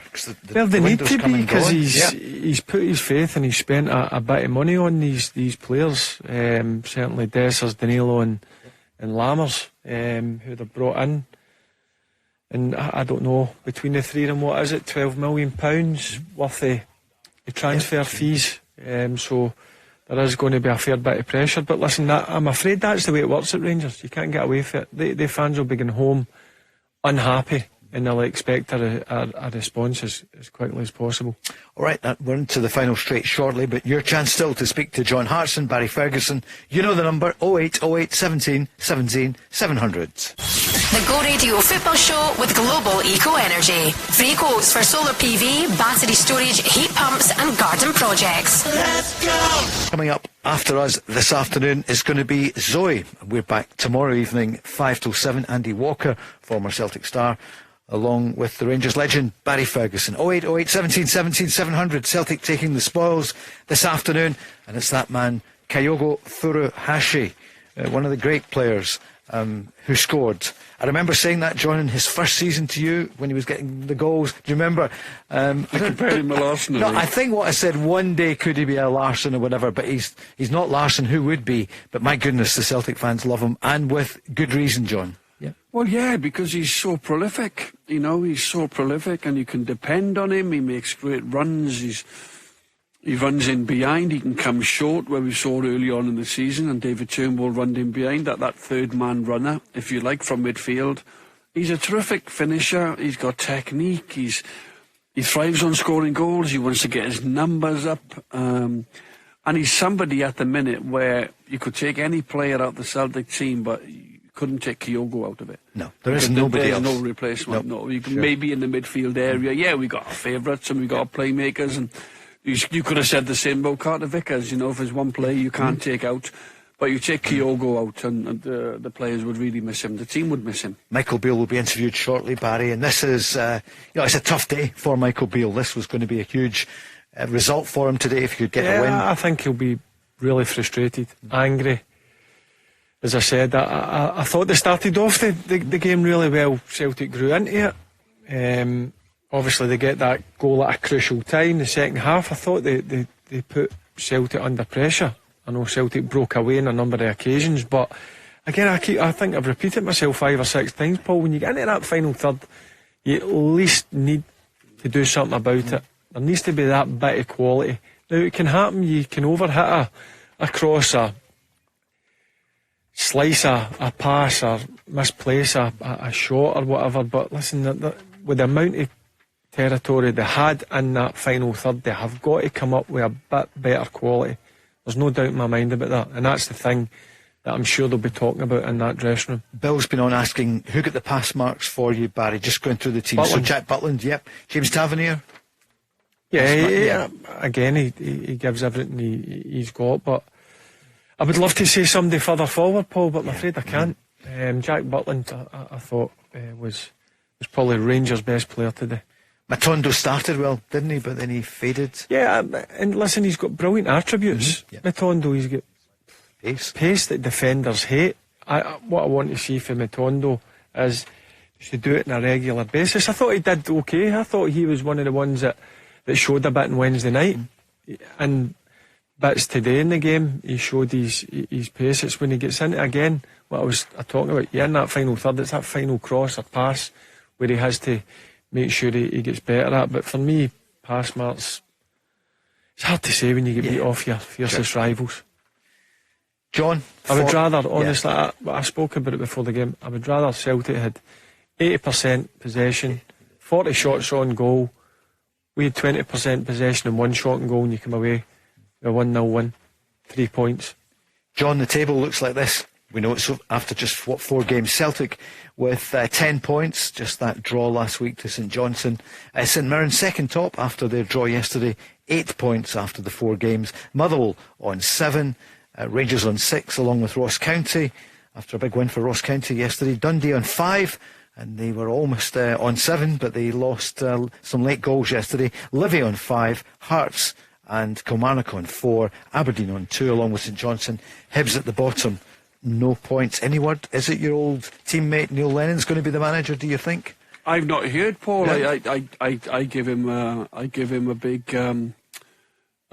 big cheer up, if you like. I've worked with Neil as a player. I heard he was brilliant to Hibs. The players loved him. We had John McGinn, Steve McGinn's brother, on last week on the show. He said the players loved him. John thought the world of him.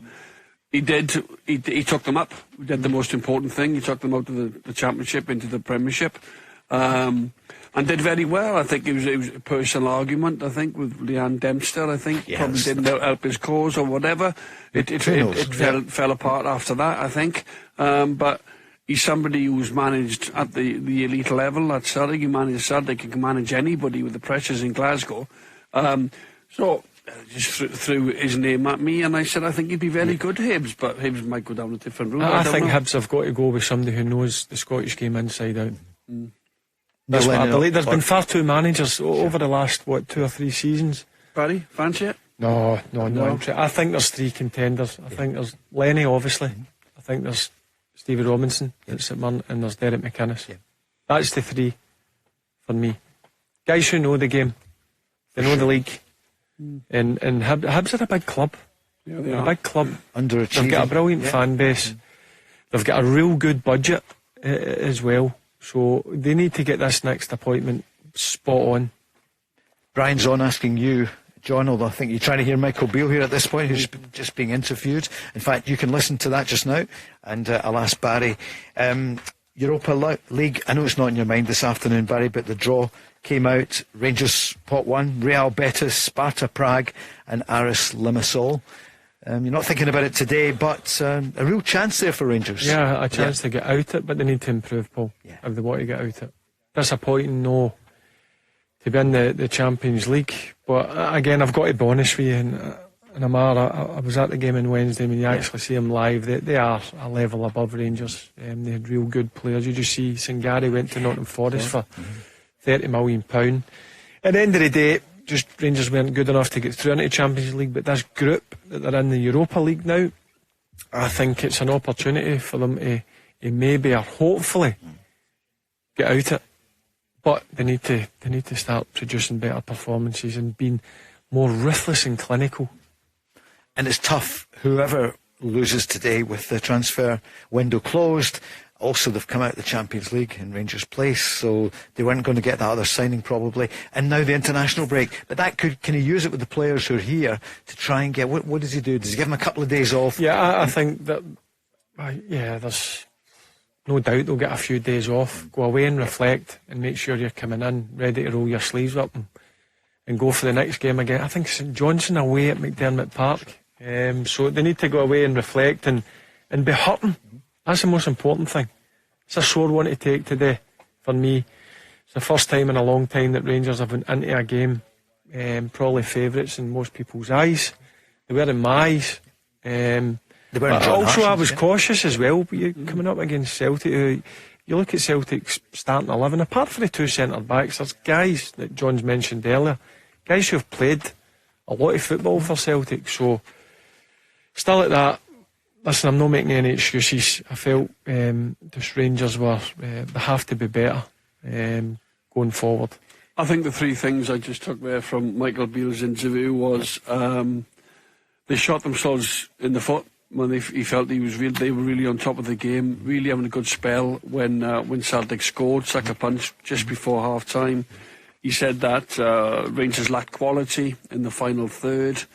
The general play up to there was very good, and then he basically said, which was very good of him really, if he feels that way, was he wasn't going to get involved too much with the VAR decision and the disallowed goal, because he felt as if the officials have got a difficult enough job to deal with making the correct decisions. So he says he was going to stay away from that particular decision. The goal that Rangers scored, and it was choked off, obviously. And those were the three things I really took from that interview. So he's disappointed with his team's quality in the final third, and he felt they were doing okay. And then obviously we know how important it is just to score on the cusp of half time. It gives the scoring team a big boost, and then obviously it's not nice to go in having just the team talks change completely then from managers. In a moment. And Barry, that's exactly point number 2 is what you said, the lack of quality in the final third. I thought they worked themselves into brilliant areas. They did. They worked the ball pretty well, where that was coming through the middle of the pitch or out of the full-back areas. They created good chances to get into the final third, and when they get into that final third, it's all about having that quality, Paul. And that's what you've got to do in these big games. And sadly, the quality wasn't there. What do you think of his comments? Where did they shoot themselves in the foot, do you think? I wonder what he actually meant. Shooter not coming out, not being in sync with the other, with Goldson. Goldson, at the goal. Really good header, jogs out, follows his header out. Shooter's walking, and Kyogo's took advantage, and he's beat the offside trap. Shooter's keeping him onside. O'Reilly headed it back, and if Shooter had come out with Goldson, Kyogo would have been offside. So it's just that little bit of a mistake between the two centre-backs, and Kyogo punished them. There's the disallowed goal again. Barry, are you surprised that he's not going to use that as an excuse? That's the reason why Rangers didn't win. No. But it was a shocker of a decision. An absolute shocker of a decision for the ref. But there was still plenty of time in the game, Paul. There was still another 15 or so minutes left of the first half, and there was still 45 minutes, obviously, the second half to go. But I mean, the more I watch it, the worse it gets. Is it? Yeah. You feel it's worse. And do you think the manager was right not to get too involved in that, to use that as an excuse? And he doesn't seem to have. He's just said no. Yeah, well, he's made the decision not to get involved in it. I just think he's more disappointed with obviously the goal they lost, and certainly with the quality when they got into brilliant areas. And it was really good areas to get into in the second half especially.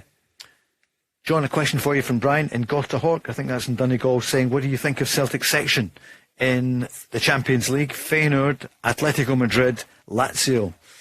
Great names. What do you feel? You've been looking forward to these games. I don't think Lazio are exactly as good as they used to be right now. So great trip though if you can get it to Rome. Feyenoord, champions of the Eredivisie in Holland, and Atletico Madrid have always been strong, haven't they? So three really good games. I don't think we should expect too much from the Champions League in terms of the quality that we're up against, but hopefully we can enjoy being in there financially for the club. It's been brilliant. Just go and give everything, and hopefully we can pick up a few results, Paul, along the way. In particular, home where Celtic are strong normally, under the lights in Europe, the special nights. And hopefully we're going to have to be watertight with our tactics when you go up and you've just seen Rangers against Eindhoven. It's very difficult when you go away to these top European places. Celtic know that. They really know that. We're going to be really up against it. But I think being in it is great. It's a great experience for a player. Barry's played in the Champions League for Rangers, myself. But they're great nights. Of course you want to go and win as many points, pick up as many points as you can. But it goes without saying, you're in amongst the elite, and it'll be very difficult again this year. Even Celtic should have maybe improved from last season. For sure. You know, and all of a sudden, you want to go and compete as best as you can. But the challenge is huge, as it normally is in the Champions League. And Barry, bad day at the office for Aberdeen. At least they're still in the Conference League, but they're out of the Europa League. And Hibs and Hearts. I mean, Hibs we knew were going out, but Hearts as well. Disappointing and bad for the coefficient. Yeah, but it's disappointing. I always thought it was going to be a difficult game for Hearts, but when you play at home in Europe, you need to make sure you get a decent result, and that was a sore one for Hearts. And what you want is you want to see all the clubs go through and get into the European competitions, because as you just says, it's brilliant for our coefficient. John, do you agree with Laurie earlier on when he said he wasn't one of those who were too critical of Brendan Rodgers? And I know you haven't been. Is this a chance now, though, for the Celtic fans to look forward to this season instead of going back to 2019? I think a lot of them have already. He's the manager. It's not going to change. The club have invested in him. They've given him a 3-year deal. I think on the back of what happened the previous time, I think Brendan will be here to stay. He's a top manager, isn't he? You have to back him. As I mentioned earlier on to the caller, when he started to say this is a Celtic team that are weak, and that's his opinion. But Brendan is a manager that he's been over the course before several times. A back-to-back treble winner at Celtic. That's no mean feat. He knows the expectations of the crowd. He knows what he's got to deliver. He's coming in under a little bit of pressure because Ange did so well in the previous 2 years. But he says he's got some quality players to come in to the group. He'll work with them. What Brendan really does, he likes to make players better. Mm-hmm. He improves them on the training ground, and he's got a history of that at different clubs that he's been at. So he's the right man for the job, irrespective of today's result. It's a big win for him, personally. It's a big win for Celtic. But I do believe we've got the right man for the job. I really do. This afternoon, Aberdeen and Hibs are playing in Hearts against Motherwell. Final minute, Barry, what are you going to do? Is it quiet afternoon, quiet evening? Yeah, it's a frustrating day, Paul, if I'm being honest with you. I thought it was there. I just had a good feeling. Not as confident as I mentioned earlier. Not as confident after the midweek. But listen, there's no better game. John will tell you, if you have a tough result, you don't even need a team talk. You don't need to get up for these sort of games. So my overriding feeling is just disappointment, if I'm being honest with you. Frustrated because, as I said, I think Rangers get into some brilliant areas at times, but they just lacked that bit of quality in the final third. Well, it was Celtic's day. They're top of the table, 10 points after the 4 games. Rangers in 4th position on 6. And it was that man, Kyogo, who got the goal. And John Hartson, wrap him up in cotton wool until the next time. Wrap him up, but I'm not sure if he's got an international game, is he, for Japan? If he has, make sure he goes first class and he has enough sleep on the plane. And hopefully Brendan will have more players to work with when they get back from the international break. What a find he's been. He has, hasn't he? What was he, £4 million? Yep. 6, I think. Phenomenal. Was he 6? Was he as much as that? Yeah. He was. Whatever it was, he's worth much more. Barry, thanks so much. John, thank you to you too. My way to go in. Thanks, James. Be a cheerleader. Oh, cheers. Now, you'll be back tomorrow night with Andy Walker. Thank you so much. Zoe Kelly, she's up next. The Go Radio Football Show with Global Eco Energy. Free quotes for solar PV, battery storage, heat pumps and garden projects. Let's go! Looking to reduce your energy bills? Global Eco Energy install renewable energy products to domestic, commercial and public sector customers. With a wide range of renewable energy products, including solar PV, battery storage and air source heat pumps, we offer bespoke solutions. For a free quote and to find out more about grants and funding options, go to global-eco.co.uk and quote Solar 10 for 10% off your installation. Available until 30th September 2023.